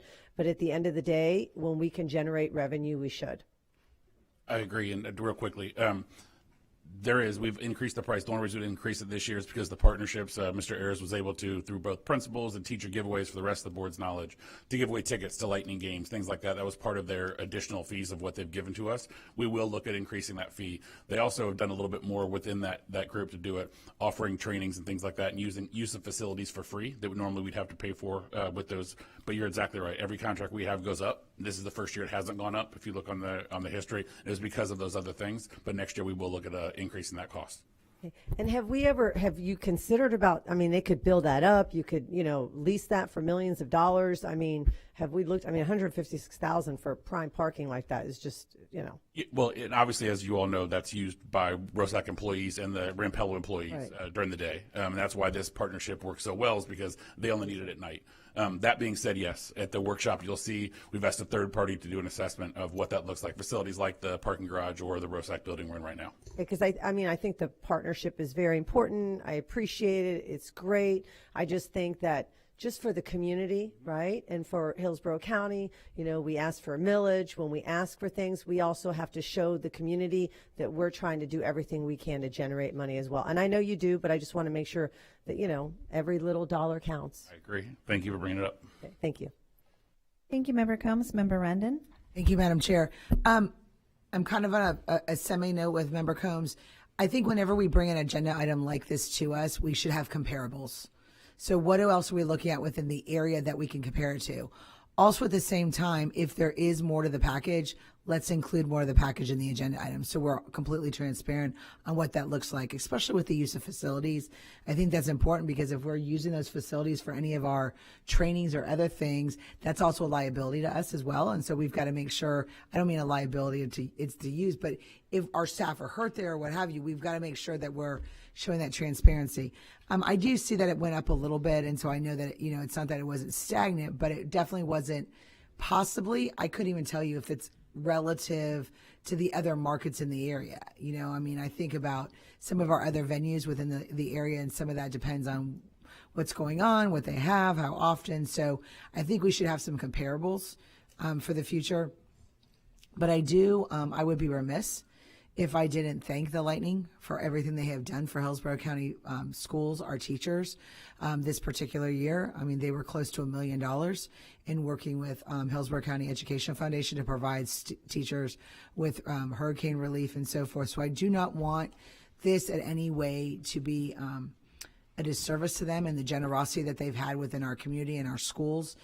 They have partnered with us tremendously, but like Member Combs said, we would be remiss if we were not fiscally responsible in what we're doing there as well. So we've got to make sure that we're looking at it from twofold. So thank you very much. Thank you, Member Rendon. All right, seeing no further questions or comments, please vote when your lights appear.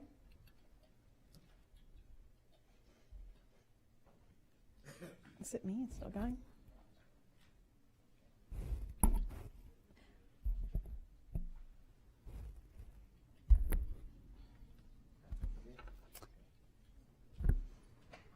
All right, and after a few attempts, motion passes unanimously. We will now go on to 710, acceptance of project for the referendum project at Carver Exceptional Center. Superintendent Ayers will highlight this item. Thank you, Madam Chair. And this, I'll be brief. This is just an acceptance of a project that's already completed over at Carver Exceptional Center, which provided heating, ventilating, and air conditioning, HVAC repairs and replacements. It's just the acceptance of that project back from 22-23, I think was the year. All right, thank you. I need a motion and a second to approve C710. I have a motion by Member Rendon and a second by Member Washington. Member Rendon, you pulled this item. Do you have any questions or comments? Oh. If you don't have any questions or comments, then that's okay.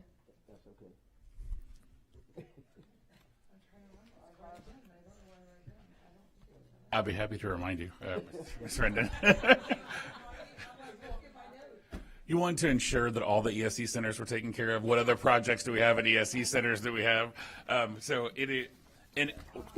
We appreciate the opportunity to talk about what those items are. And so I'll be happy to share I'll email the board what this looks like, but just from a visual representation of what we've done just at ESE centers, there's almost $13 million worth of work, not including the $21 million we spent to rebuild Dorothy Thomas. It is a priority for both Mr. Moore and myself and Ms. Otero in construction to make sure the ESE centers are taken care of. We have challenges in our ESE centers. A lot of them have portables or have things like that have not been permanent stations. We can't do Dorothy Thomas every single time. I know you've been a big advocate for making sure we find permanent homes to what that looks like. But for the homes we have, we've definitely spent millions of dollars to make sure we have that. But to your advocacy, I 100% think that we need to find permanent homes. More Dorothy Thomas builds than portables. Thank you. Like I could not remember to save my life. But yes, that is exactly right. When I look at Lopez Exceptional Center, when I look at Eisenhower Exceptional Center, it is critically important for the health and safety of not only our students, but our staff that we make sure that each facility has the most up-to-date, state-of-the-art abilities to provide the best care and resources and educational opportunities.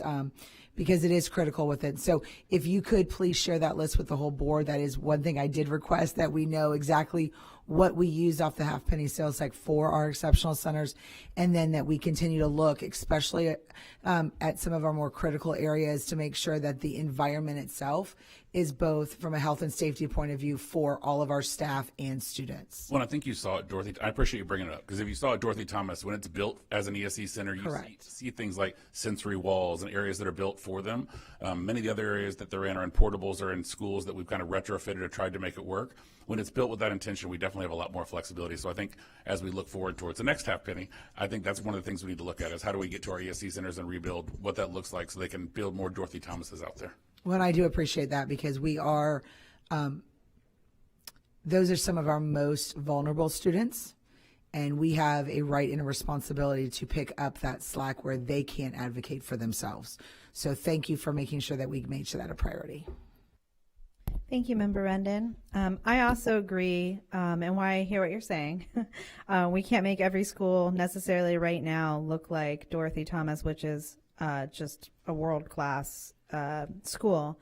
I do feel like I would agree with Member Rendon that I would love to see, even if it's small improvements or some things off our exceptional students center's wish list, have conversations about it. We do a really good job of being responsible and talking to the principals at our traditional schools and doing what we can to support them and meet the needs. But, you know, we were just at the Lopez graduation and some of the staff were so frustrated by the limitations of the bill that they're in. They're literally talking about not working there anymore. You know, and that's a problem. Again, when those are our, as Member Rendon mentioned, some of our most fragile students and families, that it's a challenge just for them to advocate, you know, for the curriculum that they need and access. There's not a lot left over to talk about the environment. And it just feels like, honestly, I mean, I hate to say it, but it's like an afterthought, and that we're really not doing justice to our students in those centers. So I concur that while I understand we can't rebuild them all, I do think there are even some small, medium-sized changes that we can look at just to really enhance and support the staff and the administrators in those centers. And I agree that I would like to see some more focus on that specifically. Well, Lopez is a great example. Sorry to barge in, but Lopez is a great example where the population has gained, and you put portables out there, and then it takes away from the focus of being a center-focused school. In Lopez, we all were out there. It was hot outside. There wasn't a lot of place to have it, but they're also in portables that aren't real conducive for having a group environment on that part of it too. So no matter what we do to portables, it's not going to look like it needs to. So to your point, I agree 100%. We will make sure we make it a focus, and I'll make sure you guys can see some of the little and medium projects we've already done. But I do think it needs to be a priority for the district going forward, is making some permanent homes for our exceptional centers. Thank you. Member Combs? Thank you. And I also want to, concur with Member Rendon and Member Vaughn. I never even knew those exceptional centers existed until I became a board member. And visiting them all the time, I think it's just so important to make sure that we prioritize those students, and just anything that we can do to make sure that they have different rooms, different facilities, the most updated equipment. All of that is just really, really critical. I also wanted to say Ernest Wood, to shout out to him. I mean, he is so hardworking, really works so hard out there in those exceptional centers. I think he's just one of those kind of quiet people who go in there, they work hard, he gives his heart, and he's probably going to be so mad that I mentioned him, but but I just want to say he does an exceptional job with all of our centers, our success centers, as well as our exceptional centers. So thank you, and thank you for making that a priority and continuing to make it a priority and continuing to update us for that. Thank you, Member Combs. All right, seeing no more questions or comments, please vote when your lights appear. And it passes unanimously. We'll now move on to 901, service order with Panorama Education, Inc. for Panorama Teacher and Staff Survey and Family School Relationship Survey, along with the Panorama Student Life Skills Survey. That was a mouthful. Superintendent Ayers will highlight this item. Thank you, Madam Chair and board members. This is our last agenda item this evening. And again, another one you're very familiar with. So Panorama Education will provide educators and district leaders with research-backed surveys and actionable data reports to measure and support student life skills and help create a school environment where students thrive, support building stronger staff professional well-being, improve school climate and culture, professional learning opportunities for educators, families, and establishing stronger relationships with colleagues, leadership, students, and families. So this program is aligned to our strategic plan and supports measurement across numerous district initiatives. So this is the sixth agreement between HCPS and Panorama for student perception surveys, and it's the second agreement which is inclusive of all of our stakeholders. So, Madam Chair, that is 901. I think Mr. Austin, Mr. Young are here as well if you have any additional questions with 901 Panorama.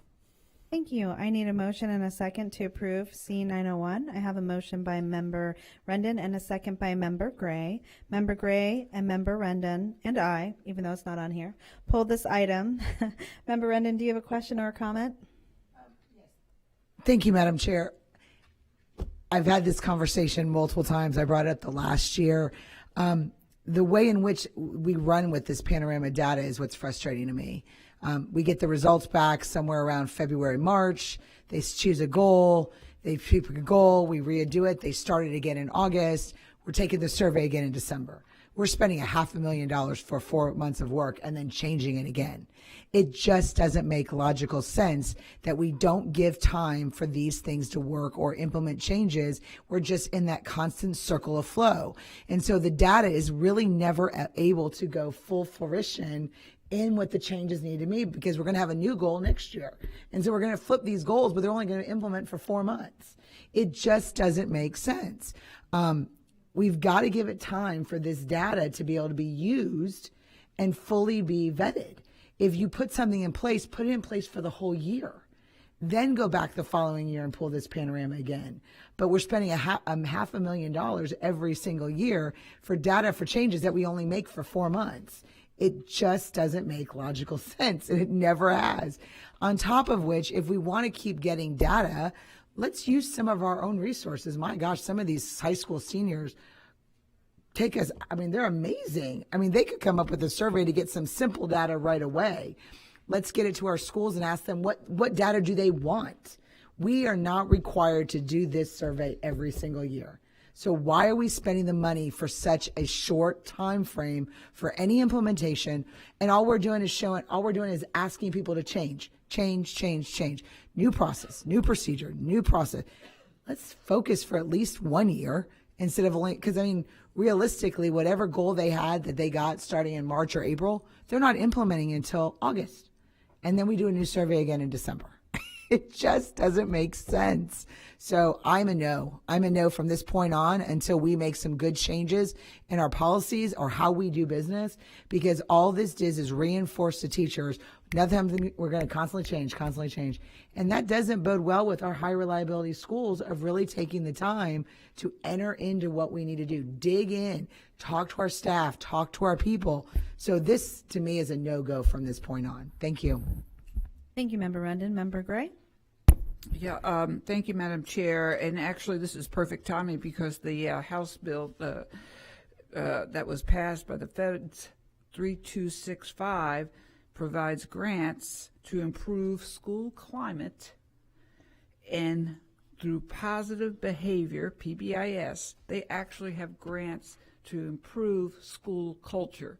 So when we reinforce a program that we've had for 6 years, not a program, a survey, we know, and I know, Brandon, you've been tweaking it, and I know, Mr. Owen, you just got a hold of this, but this is not an epiphany every year. We have had this same survey. Maybe we tweak it, just like the Hillsborough Healthy Schools survey. We tweak it each year, but those results are very, very necessary. Now, my question, because this is $272,000 or $292,000, I'm just rounding it down.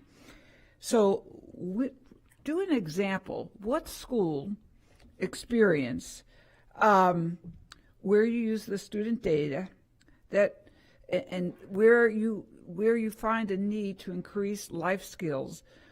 What school can you share that absolutely has used this data to improve their life skills?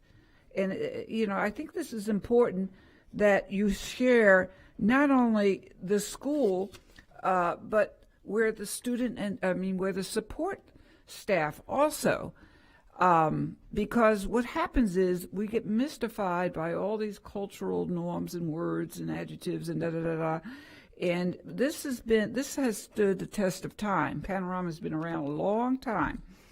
And positive behavior incentive supports have been around a long time, not just here, throughout the nation. So give me an example, board members, give us examples. Thanks, Brandon. Certainly, I'd be happy to. So I'll go ahead and share an experience I had with Miss Holloway at Plant High School. She's a new principal to that school.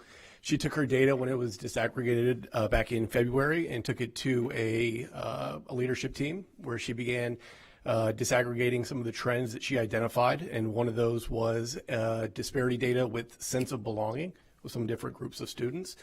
She worked through that stakeholder group to come up with some clear action steps to support her climate goal that every student would feel like they belonged on her campus. She's using a book study with that staff over the summer, and she'll be doing that throughout the beginning of next year as well. And then with her students, she's identified focus groups for different groups, such as her black students, her female students, et cetera, that she's soliciting feedback from them regarding things that she can do to help improve the climate on her campus. Again, supporting that overall goal that all students feel like they belong.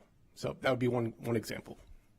And I remember you sharing that, and that's a very relevant one. I also am reminded that in the schools that I've taught, from Jesuit to homeschools, every one of those school models have had affective surveys, because what happens is teachers get in their own world, principals get in their own world, blah, blah, blah. We don't really see, no one tells us what the recipients of our teaching or our presentations, what does it look like? So what we need is the feedback. The survey shares that, and that's so critical for a leader or a teacher to grow. So without that, we're in a world that there's no reflective feedback unless Ms. McCrae does an evaluation, which is more caustic, hopefully not, but you know what I'm saying, but much more objective, concrete. Nothing wrong with being concrete at all.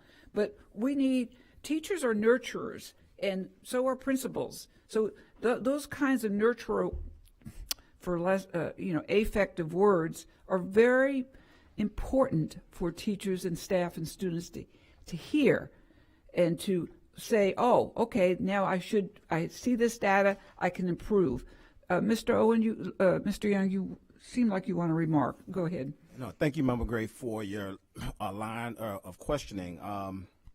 I think you're right on point. What it does, it gives us an opportunity to have a longitudinal lens on what best practices are actually working. When you look at this morning's presentation, we talk a little bit about high reliability schools. The reality, when you look at the results of the Panorama survey, when you look at a culture, and when you look at a sense of belonging, it ties directly into level one. It really gives all principals an opportunity to be reflective. When you look at one of the areas of our opportunity of sense of belonging, I know that a lot of your work, especially around our young ladies, the data really points to areas where we could be very intentional around how and what we do. And it also allows, when you hear this, earlier today you heard a little bit about lagging indicators. How do we use small snippets of data to really support and to progress monitor where we're going? And really the survey, if we actualize this survey, we could make it much better than what we've done in the past. And if you remember, we wanted to be intentional around how we implement this so it didn't look like something else. We wanted to move the language from a survey to something that gives us a data-informed perspective and aligns with other data so it doesn't sit by itself. And at the end of the day, what we're seeing is principals and regional superintendents and cabinet are really going through the professional development component of this survey to really actualize and activate the survey so it ties to our strategic plan and ultimately school performance and district outcomes. It's interesting because one of the speakers tonight mentioned the amount of suicide and mental instability our students are having. One of the biggest, I think, concerns is the mental wellness of our students, because if they're not mentally and social emotionally okay, they're not apt to learn. And how do we find out if that's the case? You have a survey that says, ding, this is it. Superintendent Van Ayers, your opinion, you have a strategic plan. One of the big tenets is on school climate and culture. How do you feel about not having a survey that's data-driven, that does not share the culture of a school, the students, the staff, and parents as well? I mean, how does that work? How do you measure culture? You want it in your strategic plan. We talked about during the Principals Institute. Yeah, so with these surveys, so first off, to have a survey that's available every year that we can reflect on our progress as a school district and how people's perception are of a school or the school district. It's an important metric for us to have. That's why this agenda item is in front of you. It aligns perfectly with HRS, as we heard this morning, because these are lagging indicators or criterion-based metrics that we'll look at to determine how we're performing. So this is an item that, as a district, it's how we measure how we're doing. And I'm going to support this. I always have, for those reasons. And I think it's so critical. We have a pulse on our students all the time, and our teachers and our principals. It has to be done to improve school culture. You can't ignore it. Data-driven. Thank you very much. Thank you, Madam Chair. Thank you, Member Gray. Member Combs? Thank you, Chair Vaughn. Thank you, Mr. Young, for, clarifying, going over this. I mean, being the largest employer of the Hillsborough County, I don't know any companies or anyone that doesn't do a lot of surveys. I mean, it's really important to see where people are. And when we're working with students, I think, if you go as a regional superintendent or supervisor and you walk into a school, you just see what you want to see. I know that when I go visit schools and people know I'm visiting, they're like, oh, it should be quieter. I'm like, I was a middle school teacher. It should not be quiet, So I think it's really important to get that pulse. And I know from the teachers that I know, and I know I have a lot of friends who are educators, they often talk about, did you see the panoramic survey? I'm so glad. I hope someone looks at this. If the new principal comes in, I hope that they look at these comments that they made. I know for teachers, that's a really important place to be able for them to share, as well as our supporting staff, to see that. And with the changes, I mean, you see all these new principal changes that we had, to be able to look at that. I know for me, I haven't dug deep into my schools, but I will this summer because I'll have more time to really look at how people are feeling. Why are they leaving? Why are they not leaving? What's happening? Are students feeling safe? I think it's very, very important. Unless there's a better survey or something that's more improved, and I know that we've worked closely with Panoramic for years now to kind of get it where we need to get that. I think that's really important. I think that our administrators and our teachers and our regional superintendents and our chief of schools, I think they're really looking at those surveys, and I think they're making big decisions based on those surveys. So I don't see how we can really get a view of what's happening with those schools without a survey. I think it's really great that a lot of that's anonymous, so people feel safe on sharing some of that, right? Sharing how they feel and looking at that. I say this over and over. It doesn't matter. The most important person in this entire is the principal at the school. And the more knowledge that we can provide those principals on how they can support their staff and their students, the better we can be. So I'm definitely going to support that. Yeah, and Member Combs, if I can, today at our in-service for principals, we talk about high reliability schools, but equally you heard a balanced message around high reliability organizations. So when you look at the breakout sessions today, when we talk about a sense of belonging and really trying to shape our focus as a leadership team, you saw certain in-services taking place today. You saw attendance, where if there's a sense of belonging, the data says that students are more willing to come to school. And we talked about suicide. We heard it a little bit earlier today. If there's a sense of belonging, we know that students have an adult at their school that they're comfortable connecting with. So looking at the survey, and again, we spoke equally about common language as a school district, to move this discussion away from a survey to data-informed decision-making that really helps us to really unpack this. We have to spend time grappling with this, because the more we grapple with it, the more we begin to see where our areas of focus should be, and really helps us to really think. And the beauty of this is that each school uniquely has its own game plan and roadmap. And I think it being longitudinal, it gives schools from year to year to really take a look at whether or not they're making progress, and to pivot and or to make shifts based on what they're getting from their data. Thank you very much. Thank you, Member Combs. Member Rendon? Thank you. Somehow my comments got shifted into a way that I don't want a survey. That is not what I'm saying. I want us to have the opinions of our teachers, of our staff, of our students. I want them in a way in which they can make it adequate change. The data can be used for a more logical long-term approach. When they get the data in February, March, and make a goal, start it in August, and the survey comes out again in December, 4 months is not sufficient to make changes. My question to you is, tell me the indicators, because just those exact same indicators, honey, you talked about belonging and being a part of the belonging. I would guarantee you we could look at those same schools in the last 3 years have got almost the same results under that same issue. So if we've got the same results for a similar issue over 3 years, why are we doing it every year? Give it a year to process and do it again. That's what I'm saying. I am not saying stop surveys. I am not saying not get opinions or information from families. I'm saying we have to do it in a way that we're actually able to implement change. But the way we do it now, it gives 4 months for change. That's not sufficient for any data to be used clearly and correctly before you start changing because the data. And then you're asking for a new goal that was different from the old goal. So if you already knew you had a goal and a problem to solve, and you only gave yourself 4 months to solve it in a whole year period, it doesn't make logical sense. So let me make it very clear. I want a survey. I want the opinions of teachers, students, and teachers to be heard.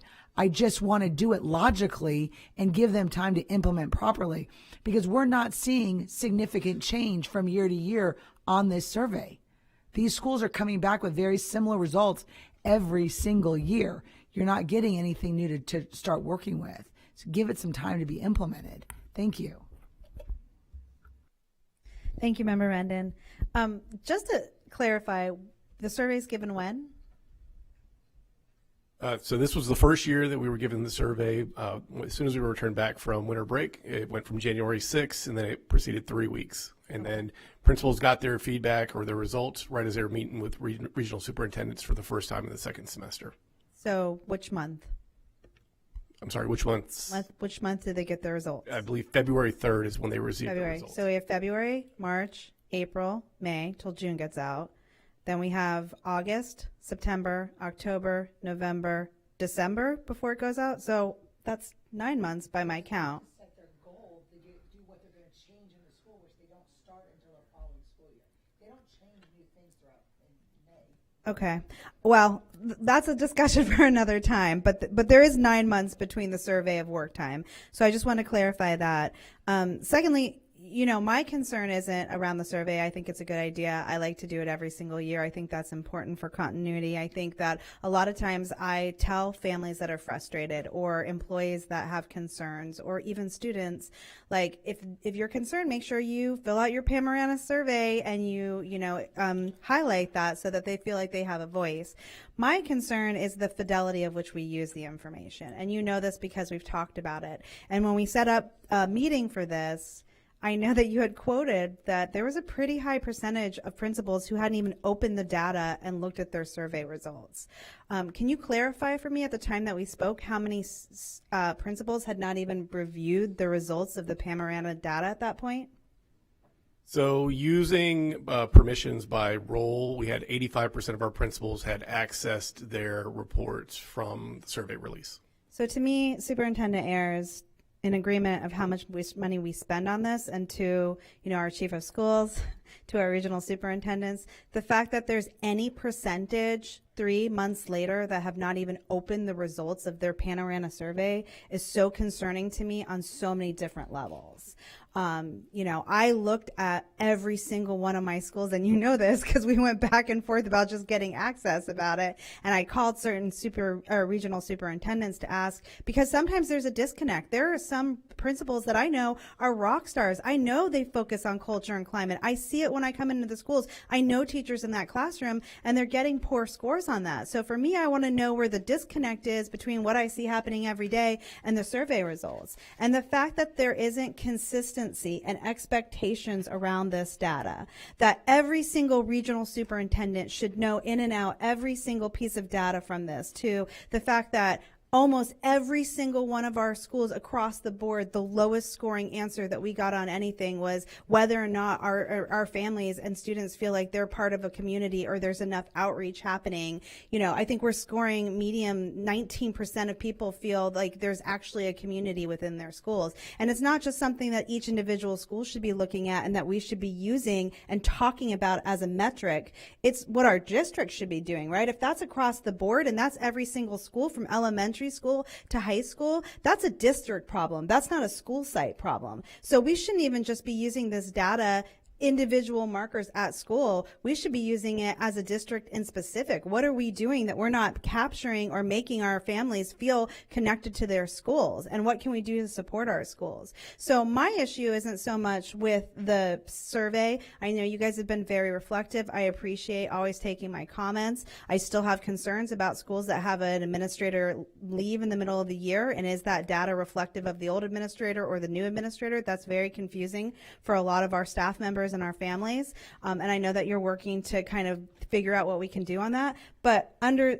your leadership, under, you know, our chief of schools, under our regional and superintendents, if we're going to collect this data, if our teachers are going to put themselves on the line to give this feedback, if our families are going to engage, and then we don't do anything around it, and there's no feedback, no plan coming from the district level, and not put on the backs of our administrators to have fidelity and being responsive to these results, then I don't understand what we're doing. So that's my concern. I would hope that going forward, if this passes tonight, which I anticipate it will, that there'll be a plan coming from your leadership and from the district to support our administrators and our regional and superintendents with using this data to create real change. And we may disagree on the time or amount that they have, but they're, at the very least, they should be opening their survey results. The fact that there's any principal that the second it comes out doesn't want to see what their community and their students and their parents feel just blows my mind. It just blows my mind. So that's my expectations going forward from that. Yeah. And yes, Madam Chair, hear you loud and clear. So the team from Mr. Young, Ms. McCray, Dr. Graves, you know, we hear you, and you're right. The 85% is unacceptable. That never should. It should be 100% all the time. So we hear you, and moving forward, we'll make sure we have a plan for next school year that those surveys are open, because that is the point of the survey, is how we're then. It's about continuous improvement, how we're utilizing that data to get better year in and year out. So hear you loud and clear. Thank you. I appreciate that. I know Member Gray, you had some more questions or comments? Just a comment. It's really in sync with what you were saying, Member Vaughn. You know, the actuality of 40% of our principals are new has a lot to do with the lack of continuity and the lack of reflective responses, if you will.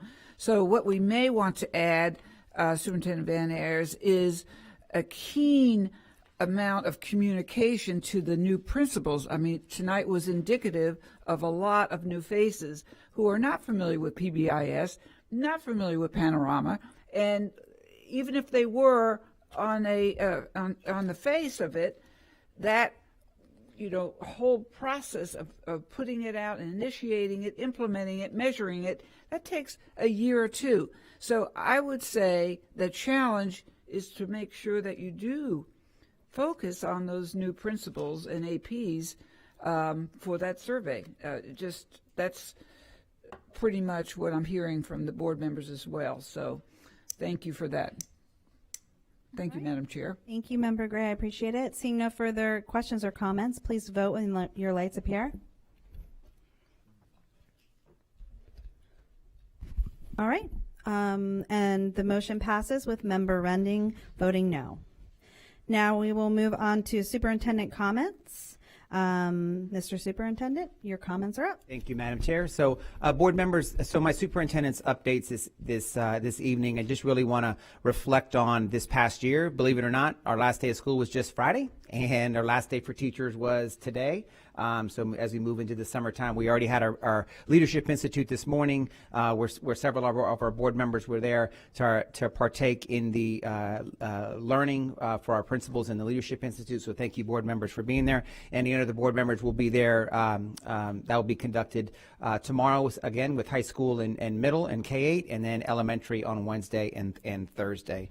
But just wanted to take an opportunity. We've had do some reflection around the end of the year, because board members, there are some incredible results that we're seeing that we all need to take great pride in. It's been in a year of hard work, and when you do work hard, it's nice to see when you have results that come behind those. to show all the hard work you put in and how they paid off. So with that, we're going to start around some academic excellence. And I will tell you, on every metric that we've had come back so far, and as we know with our testing, as it's continuously coming in, and our schools are the last couple of weeks hitting the refresh button, we're able to see some data pretty quickly. And I will tell you, on every metric we have available, we are making incredible progress across the board. And I wanted to start just with graduations, and I want to start with our seniors. We celebrated this past week. I think it was, I counted them up, there was between our exceptional centers and our traditionals, we had over 36 graduations. So it was over 15,000 students walked the stage to receive their diploma. You see the number of biliteracy seals, 448 IB diplomas, also a standing 589 ACE diplomas as well. Pretty remarkable around academic excellence, and just to also be named Cambridge District of the Year, truly remarkable. But with graduations, board members, I want to thank you. I know it was a long week, long couple of weeks where our schedules become a little bit different, but it was a great 2 weeks. And I do want to thank first off our Chief of Schools, Dr. Graves, and Mr. Nelson, Mr. Brady. All three were troopers throughout. And most importantly, I want to thank our principals. Our graduation is a ceremony of all the great accomplishments. It's really a great time of joy. All the work, the time we spend sitting, all the time we spend sitting in here making decisions. It's as we sit in those graduations, we're able to celebrate all the great accomplishments of our seniors. So thank you, board members, for all of that, and for the conferring. And Mr. Washington, I do have to say your conferring was probably my favorite when you conferred. Board members didn't see. He comes out with a hidden hat, and he's got the hat for every school. Miss Combs was in, did the flu. Yours was actually pretty good in Spanish. But Miss Combs did surprise me. She in backstage, she was practicing a little bit. You get her on with the microphone, and she was fluent in Spanish all of a sudden, just like that. So it was pretty impressive. But it was a great week and a half there to be able to celebrate our seniors.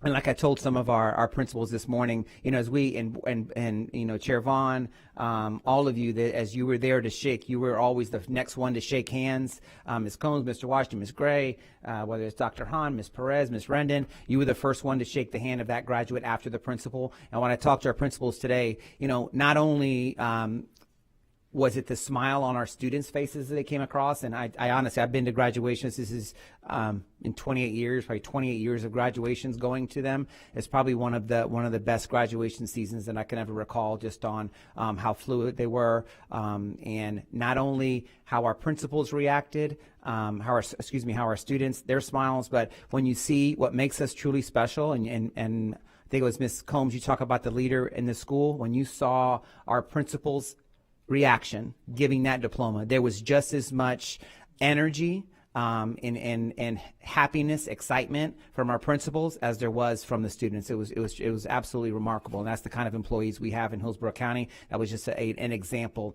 of that. Oh yeah, how did I forget Ms. Sperano? I think we're all going to thank Ms. Sperano, but yeah, Jen was, I think, she was there day in, day out, and all the planning that went in for Ms. Sperano was amazing, and everybody at the Florida State Fairgrounds was remarkable. So just wanted to thank everyone, and especially Ms. Sperano. It's a hard couple months getting ready to leading up to our graduations.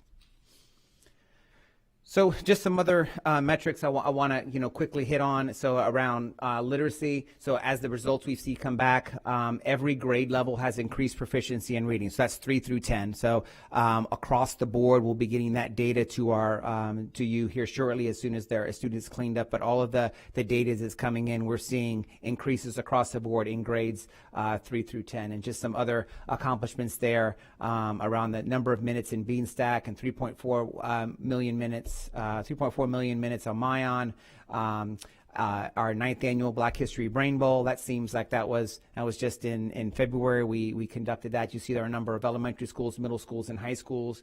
And then we also had 330 writing entries by our students in the Scholastic Arts and Writing Contest.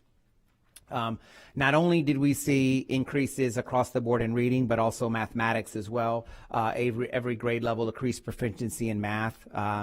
Over 1,400 students participate in our STEM fair, which we're all a part of, but you can see some of the other ones listed there. We've talked about Middleton, Randall, we talked about, so all of these, I just wanted to kind of highlight just a few because I think it's important that we reflect on the year as a whole. And of course, I think this was announced just last month that we were named one of the best communities for music education by the National Association of Music Merchants, and only 5 school districts in Florida received this honor.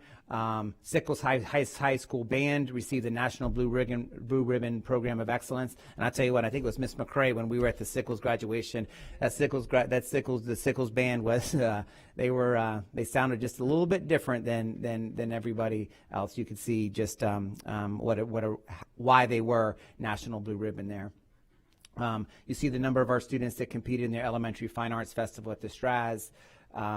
And you can see there, Orange Grove Performing Arts Middle and our dance teachers also with their gained their American Ballet Certified Teacher affiliate endorsements.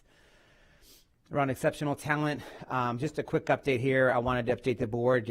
So already for next school year, we've onboarded 314 teachers. So that's 314 teachers new to Hillsborough County Public Schools for next year. So around the millage referendum and all the things we've done to help to recruit, we've heard the board and what your request is. We've heard it. And the HR and the team has acted swiftly. So, Dr. Patton, thank you for you and your team's efforts. We've onboarded 314 teachers for next year. And just around our operations and facilities, you can see, and all these board members you're all aware of, but I just wanted to acknowledge, Riverview High School was the first in Hillsborough County to receive the Green Apple designation from Florida Department of Environmental Protection for Florida Green Schools. We'll open, of course, our new Aquila Morgan High School in the fall, our Tinker, K-8, that construction has already begun. All of you were at that ribbon cutting over at Tinker. And then we, of course, refreshed 11 media centers and 4 cafeterias across the district. So it's been a year. Lots of things have happened, and this is a year that we opened up. I talked to our principals today, and I remember the first day of pre-planning in August, and that was the day we had the tropical storm. And it was a rough morning there. And then as you fast forward, 2 hurricanes, we had of 11 school days missed. I think it was most in the state of Florida of the number of days missed. So when you look at the results we've achieved, missing as many days as we have, 11 days across the board, it's truly remarkable. And it goes back to board what you've always talked about, great teachers, great leaders in our schools that are doing their tremendous work. So thank you to all of them. And of course, amidst all that, we had our millage referendum that passed at a 67% to provide salary supplements for our employees beginning next year. Our finance team is working and important, and we talked a little bit about today. That Fitch rating that's moved from an A to an A plus. So really great things. This was really a remarkable school year. It was not an easy school year, but it was a school year in which we all worked extremely hard and we achieved results.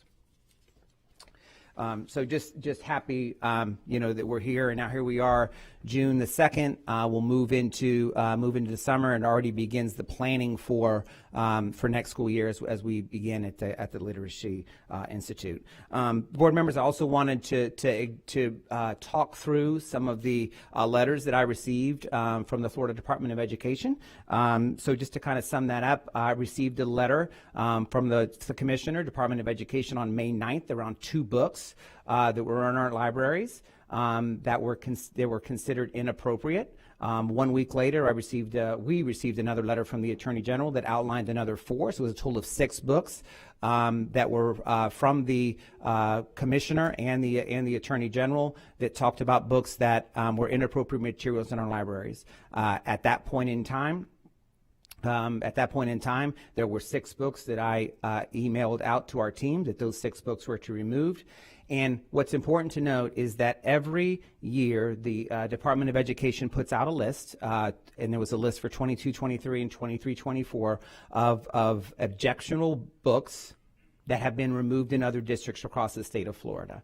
And as stated in the letter from the Commissioner and the Attorney General, that is kind of a starting point as we look at books to be reviewed. But I think what's important to note is a lot of these books that were in the letter, some of them have been in our library since 2009, 2018. So for me, it was an opportunity to ensure that our books have been reviewed before they're placed back on the shelf. And the summertime allowed that opportunity to do that before the start of school in August. So I will be going to Miami Wednesday. I have been asked to speak to the Department of Education. There's an agenda item where I'll provide an update on inappropriate materials in Hillsborough County Public Schools libraries, and I will do that on Wednesday morning. I think it's at the board meeting starts at 10:30, so I will be in Miami Wednesday to talk to the Department of Education on what our actions are, what my actions are moving forward to ensure that inappropriate materials are not in Hillsborough County Public Schools libraries. And Madam Chair, those are my updates.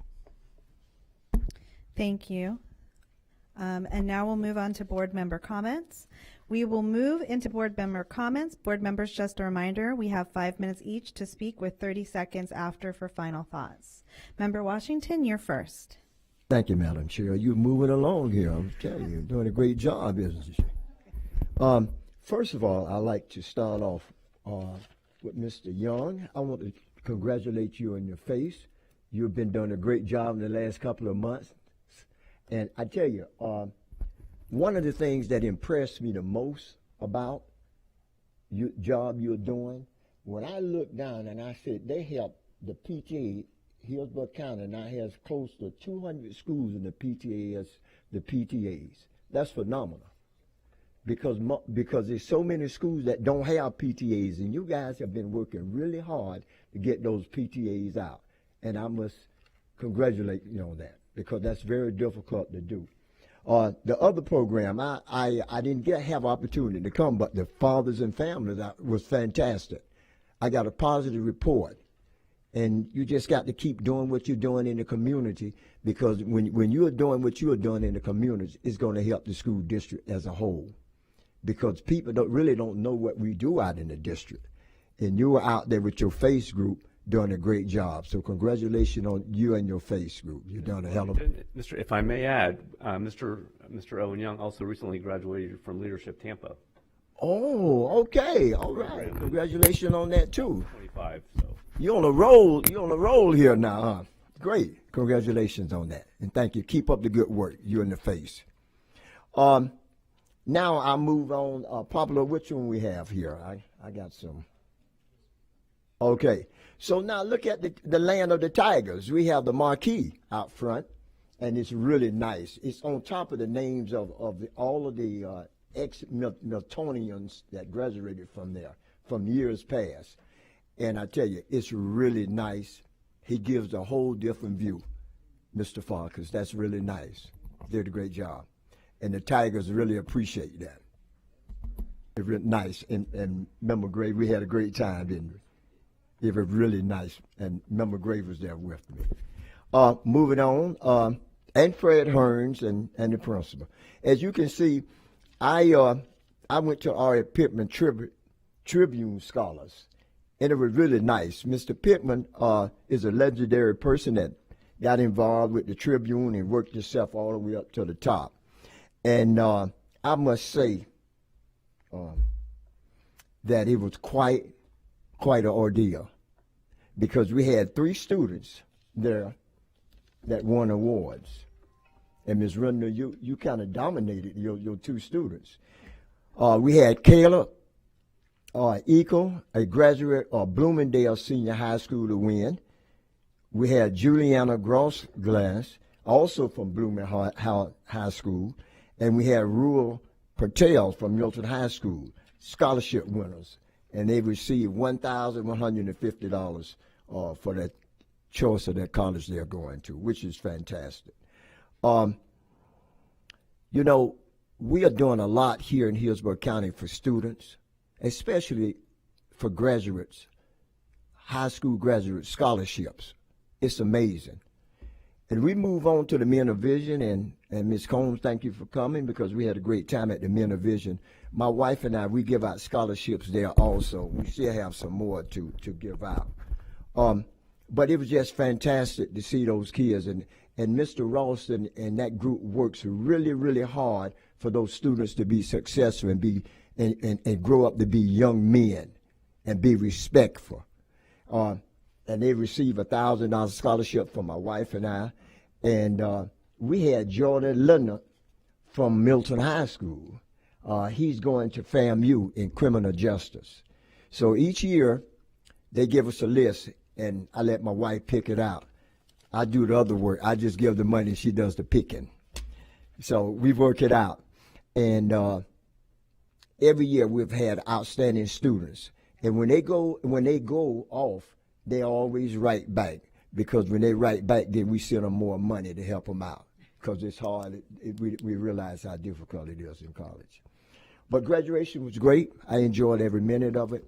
It's a pleasure to me to see the students walk across the stage and be happy. So thank you, Madam Chair. Well, thank you. All right. Thank you. Thank you, Member Washington. Member Gray?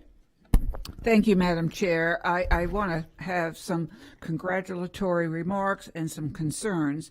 So congratulations, and I can't say enough for our great principals. Graduation was so successful. Today at the Principals Institute, they were like CEOs to superstars. And thanking our teachers and staff, what a prestigious look we had at graduations. Now, there is a concern. We had a letter, as Superintendent Van Ayers had mentioned, on May 9th from Commissioner Manny Diaz, and to say 3 books for whatever has to be removed because of the pornographic nature. And so when I received the letter, and I know other board members did, this is the way I interpreted it. The Hillsborough County Public School Board members and Superintendent Van Ayers were targeted with this lack of media book oversight and are asked why we continue to allow pornographic, I quote, materials in our school libraries.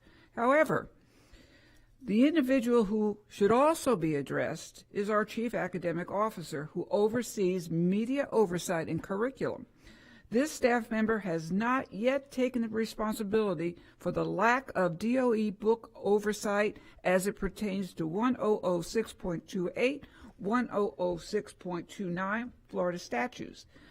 Meanwhile, the Hillsborough County Public Schools has acted and will dutifully remove those books along with the other books in question from the DOE. I don't know if it's 18 or 19. And yes, we'll do a revised policy. However, the same day of the receipt of this letter, the Chief Academic Officer has advised the superintendent that all media specialists remove and then review almost 400 more books, or 600, sorry, which are not on that DOE list. This has resulted in media specialists demolishing their school site libraries, which include books by Stephen King, some of the classics, and many books which reflect the diversity of our student body. Further, the school board will be asked to provide stipends for this huge lift of time while making the Hillsborough County Public School media book vetting and objection process meaningless. I want to know, when we're getting intimidating letters, and Superintendent Van Ayers, you're getting intimidated letters, why isn't the one person responsible, why hasn't that person been either removed or some type of objectivity? Because I just can't seem to accept the situation as it stands right now, right during this school board meeting. So you can respond or not, but I just wanted to get that out because I'm just, I'm baffled. Now, congratulations, and I would never want to forget our wonderful art folks. Molly Dressel, you've been around so long, from Blake and Linda Gagani. They both graduated from Fine Arts Master's degree from USF, worked 28 years to partner with USF, and they have had probably 5 pages of awards from all over the state. So thank you, Molly and Linda, and Miss Caitlin Clay. In the Hillsborough County Community College Art Department, Linda has also been a professor for the HCC, and she has, with the Helios Education Foundation, has joined with the exhibition of the Blake Master Certification for seniors, and on it goes. So I just wanted to make sure I highlighted both of them, all three of them, because sometimes we overlook those great artists. Although Laura Hobby, I'm telling you, she has really turned our arts and education around to its best possible results. So one of the things too, and thanks Deborah Blossom, she's not here of course, but Laura Week was wonderful. It was successful. A lot of first place, again, art winners, Riley Raborn from Brooks de Bartola, Mayrin Montreal Montel from Plant City High School also received awards during the Law Week presentation. That's all I'm going to say right now. Thank you all. Thank you, wonderful principals and teachers, for one heck of a year. Thank you, Member Gray. Member Combs? Thank you, Chair Vaughn. And thank you, Member Gray, for bringing up some of those concerns. I have a lot of those similar concerns. I mean, one of my biggest concerns is, why did the Florida Department of Education choose Hillsborough County when I see multiple districts having the same books and not receiving a letter? That's my biggest concern. Why is that? I saw Charlotte County, Broward, so many counties that I saw had the exact same books and did not receive such a letter. Initially, Superintendent, I was happy with your communication with the supervisors, with everyone, with the academics. I thought when that initial letter came in, we discussed that, we talked about that. Nobody wants an inappropriate book in a library. I want everyone to know that. Nobody wants that at all. We all want to make sure there's nothing pornographic. We want to make sure that students feel safe. We want to make sure all of that. The biggest issue that I have is, and I'm honestly still processing it, I'm trying to process your lack of communication, the transparency, and also lack of knowledge and input from me with the Attorney General letter coming out. When that Attorney General letter came out, I had absolutely no knowledge of the response that came. I really want to know how you arrived at that. I'm very concerned. I'm very concerned with your decision-making process on that, and I'm going to tell you why. You made a very big decision in less than 24 hours. I think when there's large decisions being made, especially on my behalf, I want a leader to at least take a day or two. That letter did not say we need a response in a day. You waited a long time for Manny Diaz's letter. The Attorney General letter, there was a response by the afternoon, and that's very frustrating. You created a financial burden for librarians. This is going to be a financial burden. We're going to have to pay stipends. You responded in a selective decision-making process, and I think only a few people were involved, and that's very concerning to me. You did not engage with parents. You did not engage with our PTA. You did not engage with the union. You did not engage with your employees. You did not engage with your supervisors or your lead librarians. And I was not informed at all.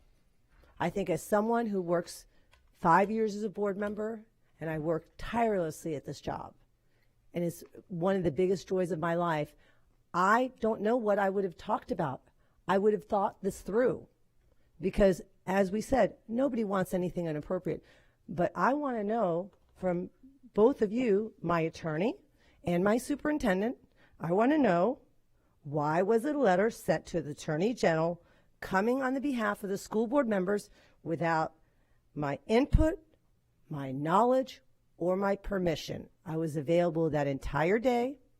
I was in Ybor City with the elementary principals. I saw your cabinet. I have a record where I called you in the morning. I called you as well. I was very available, and it's very frustrating, and it's concerning to me.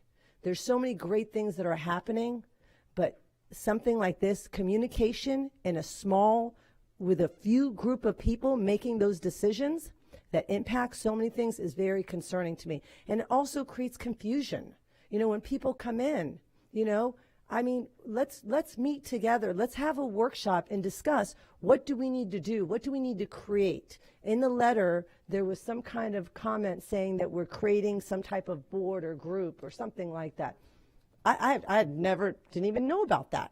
So let's discuss that. Let's talk about that. And if there are books that are controversial that maybe don't need to be in the schools, let's come up with a process. And if there's a librarian or two who just wants to keep those books in there, we can't allow that either, right? We have to look at the entire process and work together to come to a good decision. But for me, personally and professionally, I just need people to know that I have no idea what I would have done, because guess what? That option was never provided to me.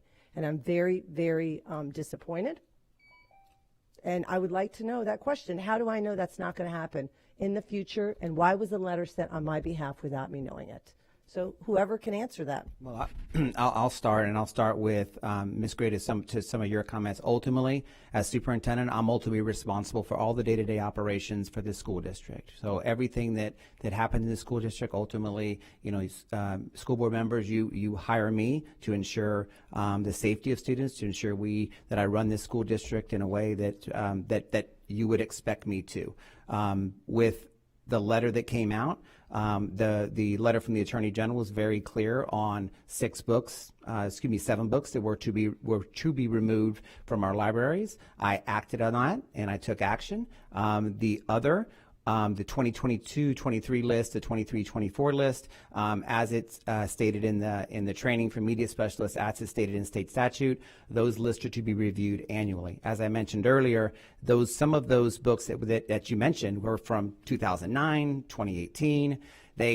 I needed to ensure that we don't have inappropriate materials in libraries, and that's my ultimate responsibility. I need to ensure that we don't have materials. We had a letter from the state attorney general that stated that we did have materials that were inappropriate, had it in writing. So moving forward, for me as the leader of the district, I need to ensure that that all of those books that are on the list, and there's 600 that are under review. If you looked at all the districts across the state of Florida, all districts, for the public, all districts have to submit to the state any books that were up for objection and then removed. The state publishes a list. As part of the training that media specialists take over the summer, those lists are to be reviewed. So as I was sitting where I was, we had a list we had 7 books that were in question that did not, as stated in the letter, were inappropriate material.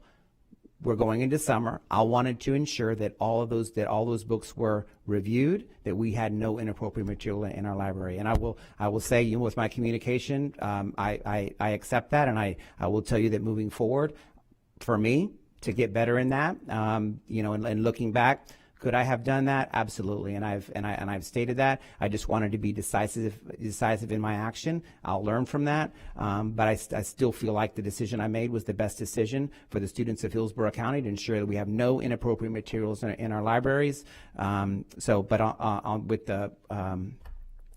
my communication to the board, I'll do better moving forward. Listen, there's no question some of those books that were listed, right, were on a list. But the additional 600 books, like Diary of Anne Frank, Stephen King books, Romeo and Juliet, classic books, and I've said this to you, there are librarians who will remove those books and will not come back. And that's going to be millions of dollars lost. So I think I didn't have an issue. I had an issue with having that list, because it is in the training for librarians. That is in the training. Librarians are familiar with that. And I think it was, you know, it's you, is also as your leaders, if there's an issue and the process isn't good, or the policy's not good, or you're concerned about a few people, then guess what? Focus on that. Don't wait behind the scenes when things are happening, because that's what it comes down to. Things are occurring behind the scenes, and my name's on that. And that's a big problem for me, you know? So, thank you. I could add too, Yes. because I think you raised some great points. This was an unprecedented situation. I've been the school board attorney for a very long time. I don't ever recall getting a letter like this from the chief law enforcement officer for the state. There are no protocols in place to do that. The letter that was sent reflected the actions the superintendent took. Short of having a special call board meeting, there was no real way to get collective board input. That being said, I would like for the future for the superintendent and me to not be placed in this position. And so I think it's important that we develop some protocols so that if something like this occurs, that we have a method of dealing with it so that everybody feels that they have a part to play in it, and that the decision, whatever decision is reached, is one that people have participated in. So in a situation like this, again, I think, again, you raised. I mean, the letter was written it signed school board members, and it was written to us, and it was sent back within less than 24 hours. Right. That we don't need protocols for that. We just need to make sure that doesn't happen. That's just basic. No, I hear what you're saying.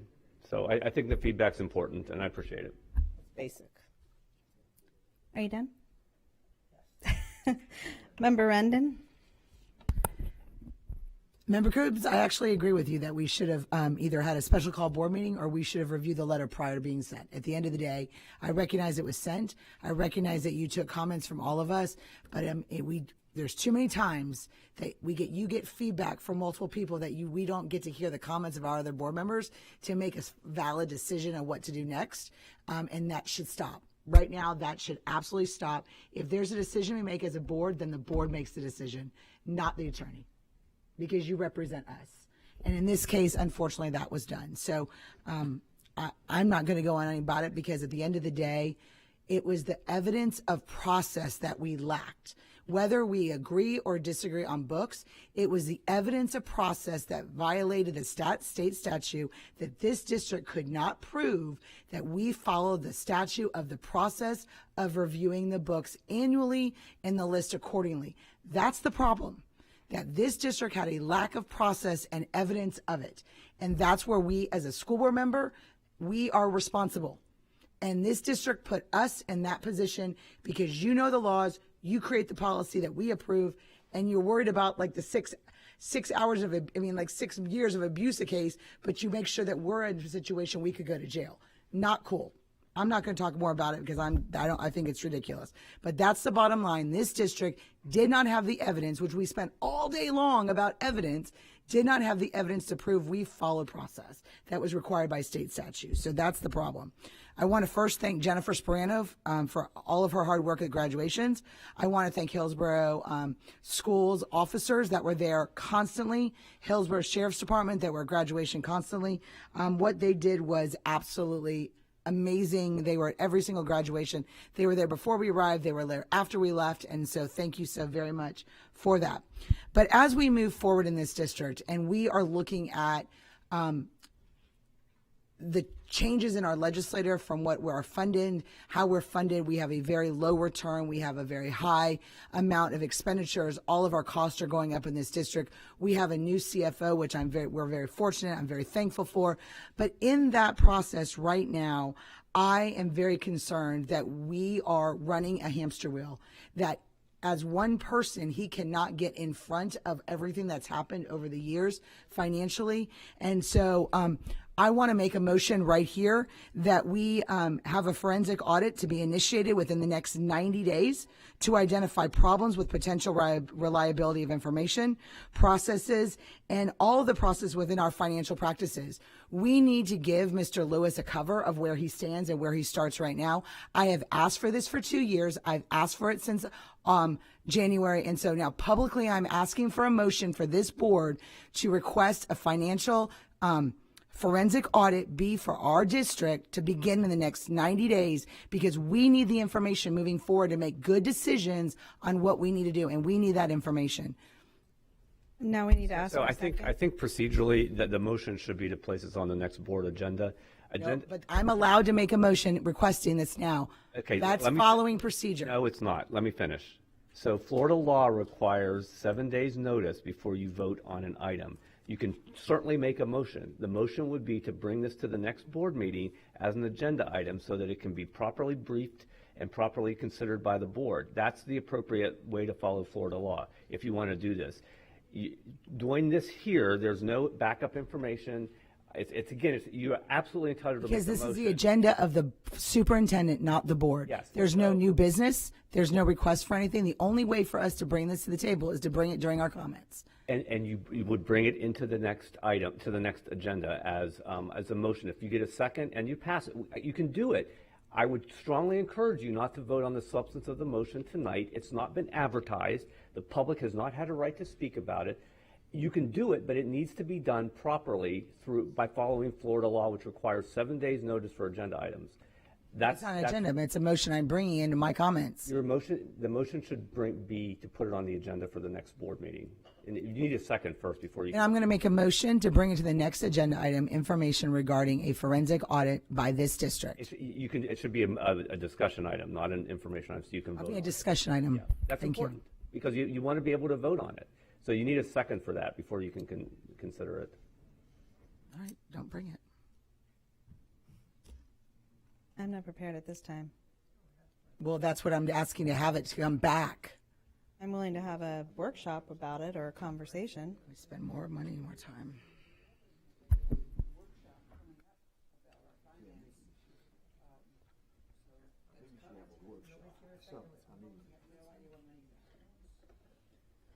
Okay, there was no second, so you can continue with your comments.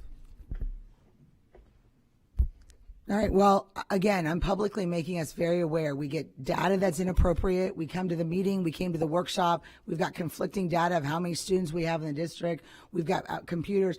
I don't understand how, many of us can sit on this board, and how many times have we had our own credit cards for fraud? But yet we've had not one report of fraud in this district ever. It's kind of interesting, isn't it? But we don't have any process in place, or what is our process if we want to find out how we do our billing? Our finance team doesn't even report to the state our FTEs. It goes through our IT department. Like, these are things that are critical processes the only a forensic audit will do. And I'm making it very public right now that in order for us to continue making good financial decisions, we need to make sure we have a full layout and recommendations from financial individuals giving us an idea what that is. And I think we're being irresponsible by not doing that. Thank you. Thank you, Member Rendon. Okay, so I'm the last comment. I'm just going to say I wish I could use this time to talk about celebrating graduation, honor departing principals, and recognize Pride Month. Happy Pride Month. However, due to urgent decisions prompted by letters from the Department of Education and our Attorney General, I need to focus on addressing questions from my constituency, because as an elected official, it's my duty to represent the majority of my district. First, I'd like to say that I have reviewed our media training, the transcript of it, and I'd like to quote something from the Florida Department of Education that they embed in the training. And I quote, "While there is no statutory definition of pornography in Florida law, Merriam-Webster defines it as the depiction of erotic behavior intended to cause sexual excitement." Our Florida legislation had the opportunity to define this further and to make it a rule of law that books that contain sexual content are indeed harmful to minors through House Bill 1539, which did not pass. Okay? I also want to say that embedded in that training, the responsibility to review the list is placed on the media specialist. In that training, they are explicitly told about the list, how to use it, where to find it. It is not, from anywhere that I can find, placed on the district as a responsibility to provide that list. It is up to the media specialist. They put their license on the line, as well as 5 years of felony in jail, and they are responsible for reviewing that list. It is not the district's decision. I also want to share for the record that publicly doxing and encouraging harassment of our employees is unacceptable. It's caused extreme panic and fear within my district and our district. And I urge you, Superintendent, to release a statement of support for our media specialists and to personally reach out to those media specialists who have been doxed, harassed, and threatened to see what kind of support that they need. Now, I have some questions. I'm going to ask Pablo to stop my time while I ask these questions.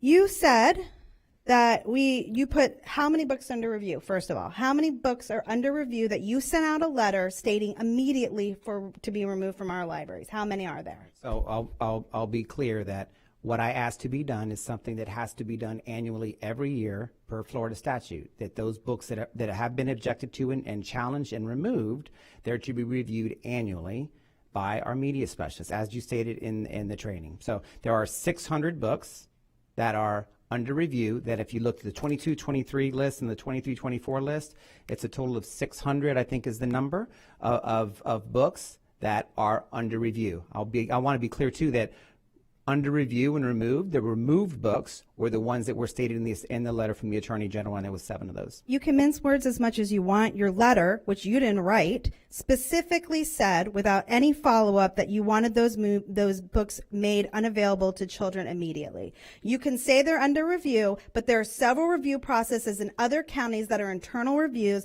that don't require those to be inaccessible immediately. The next question I have is, at any time in the letter, or I'm sorry, what is the estimated cost of the review of this summer? How much do you estimate this is going to cost us? The stipend for our media specialist was $1,500. So we're going to stipend our media specialists so that I can be assured that those books have been reviewed. $1,500. So I think the total cost was $345. That's the low end. On the higher end, it could be up to $500,000 that this is costing us. From my understanding, you have the right to create your own internal review process. However, at the time that you sent out this letter, which by the way was the most insensitive letter, the second most insensitive letter, at that time that you sent this out, had you fully completed the process completely, or were you asking for these books to be removed without fully completing your internal review process? Okay, make sure I hear that. So was there a process, step by step, of this is what my internal review is going to be when you sent out this letter and you asked for these books to be removed? Was there step A, here's what we do, here's the process, here's how long this take? Like Member Combs said, there was questions about an external committee. Was there any information about if there's going to be an external committee, if the media specialists decide to keep these books? As Member Combs, if we as a district decide that that's an issue, has the process been fully flushed out, and was it flushed out before you sent this letter? The first step was to ensure that those books were reviewed, the ones on the DOE list, 22, 23, 23, 24. I understand. To ensure those are reviewed. The first step is the media specialist, which is happening now. The media specialist, each school, they've got a document that shows in their school what books are on That's not the answering list. my question. I'll get there. To see which books are on their list. So that is the process that's happening now. As I sit as superintendent, I had 6 books that the state attorney general said were inappropriate material. So the review process, from where I sit, the review process that we had in place was not acceptable, as we had books that were inappropriate that were available to students. I wanted to ensure that this did not happen moving forward, and that come August, all books had been reviewed. And that was the action that I took, was to make those books under review and unavailable while that process took place. But those books are under review. That, but your answer is no. What? That you did not have a fully flushed out process before you asked these books to be taken off the shelf. A simple yes or no. I understand where you're at. I understand that what your first step was. Did you have a process in place from beginning to end of what an internal review process from you would look like before you sent out that email to our media specialists? We are working through that process. So the answer is no. Thank you. Did you get board approval or approval of the chair around this massive review and book removal, or approval for your response of this letter before sending it out? Did you get approval from us? Which letter are we speaking of? For your letter that you sent out. My letter to the commissioner? Yes. That the letter came to me, I responded. I'm just directly. asking a question. Yeah. You did not get board approval for that? Correct. Correct. Or the review process? Correct. Did you notify the community and parents of this review, or did you only notify media specialists? Did you notify parents in the community of this? I am following Florida state statute as what is required every year annually for this to happen. There was nothing out. I did not act in any way outside of what's required for understand what you're statute. saying. You're not answering my questions. I just need a simple yes or no from my constituency. Did you notify the community or parents of this review? No. No. Okay. Also, I want to ask, at the time of this letter, did other county have these books in their libraries? We did. So yeah, there were absolutely in other districts. We did, as this came through, we checked in to see if they were available. To your understanding, have they received a letter stating this from the department? I don't know that answer. I don't know. So that means that while this is such an urgent matter, Hillsborough County was the only one who was singled out when other counties have this in their library. So here are the things that I want going forward. I want a list of every single book that is not going to make it back on our shelves, and I already asked, we have the capability of this, that is not going to make it back on our shelves by the beginning of the school year. So if this ends up, because of this letter, we have 500 books that didn't make it, and I want to know by each school which books did not make it back on the shelf. And I want to know of 7 of the large counties what their internal review process looks like. And to close, I disagree with you, and I find it offensive that you say that it's your duty to protect our community from inappropriate books, because taking sexually content books and reading them out of context does not make them inappropriate. And again, if the state legislation wants to make it clear that they think that any book that has anything that has sexual content in it inappropriate, they have the opportunity to pass that in statute. What you're saying right now by saying that we have to remove these books is you're saying that our media specialists are not doing what they're supposed to, and that you feel that they're approving and allowing inappropriate books to stay in our schools. And I think, again, that's a bigger conversation, because while I appreciate that you protected us from what you thought would be the retribution of the Department of Education and the Attorney General, you did not protect your media specialists from the accusations of doing things that are intentionally harmful to our students and to our districts. And I find that to be unfortunate, especially if there are other counties that have this book where they're just sitting there in the libraries and they're not harming any students, but it's Hillsborough County that has all the inappropriate books. And to single out one county and not make other counties accountable, that's what Florida legislation is there to do. Pass laws that govern the entire state. So I'm disappointed with the transparency of this. I'm disappointed with the communication of this. I'm disappointed with the departments that oversee this. I'm not sure if our attorneys got their advice was followed. And I expect for everything that I've asked for to be reported with full fidelity. And I assume that we're going to have more conversation about this as it goes on. Those are the only questions I have. Thank you, board members, for being patient as I went over time. I appreciate it. With this.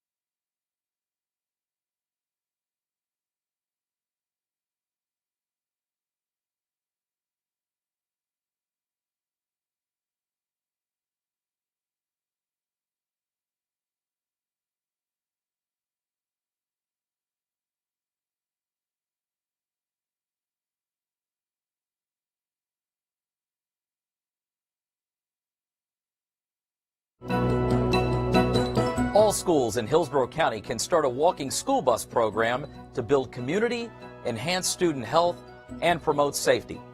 So how do you get started? Here are 5 simple ways to start a walking school bus program at your school. First of all, let me define what is a walking school bus program. In the simplest terms, it's a group of children walking to school with one or more adults. It can be as informal as 2 families taking turns walking their children to school, or something much more structured with designated meeting points, a timetable, and trained volunteers. The first step is to develop a strong volunteer base of PTA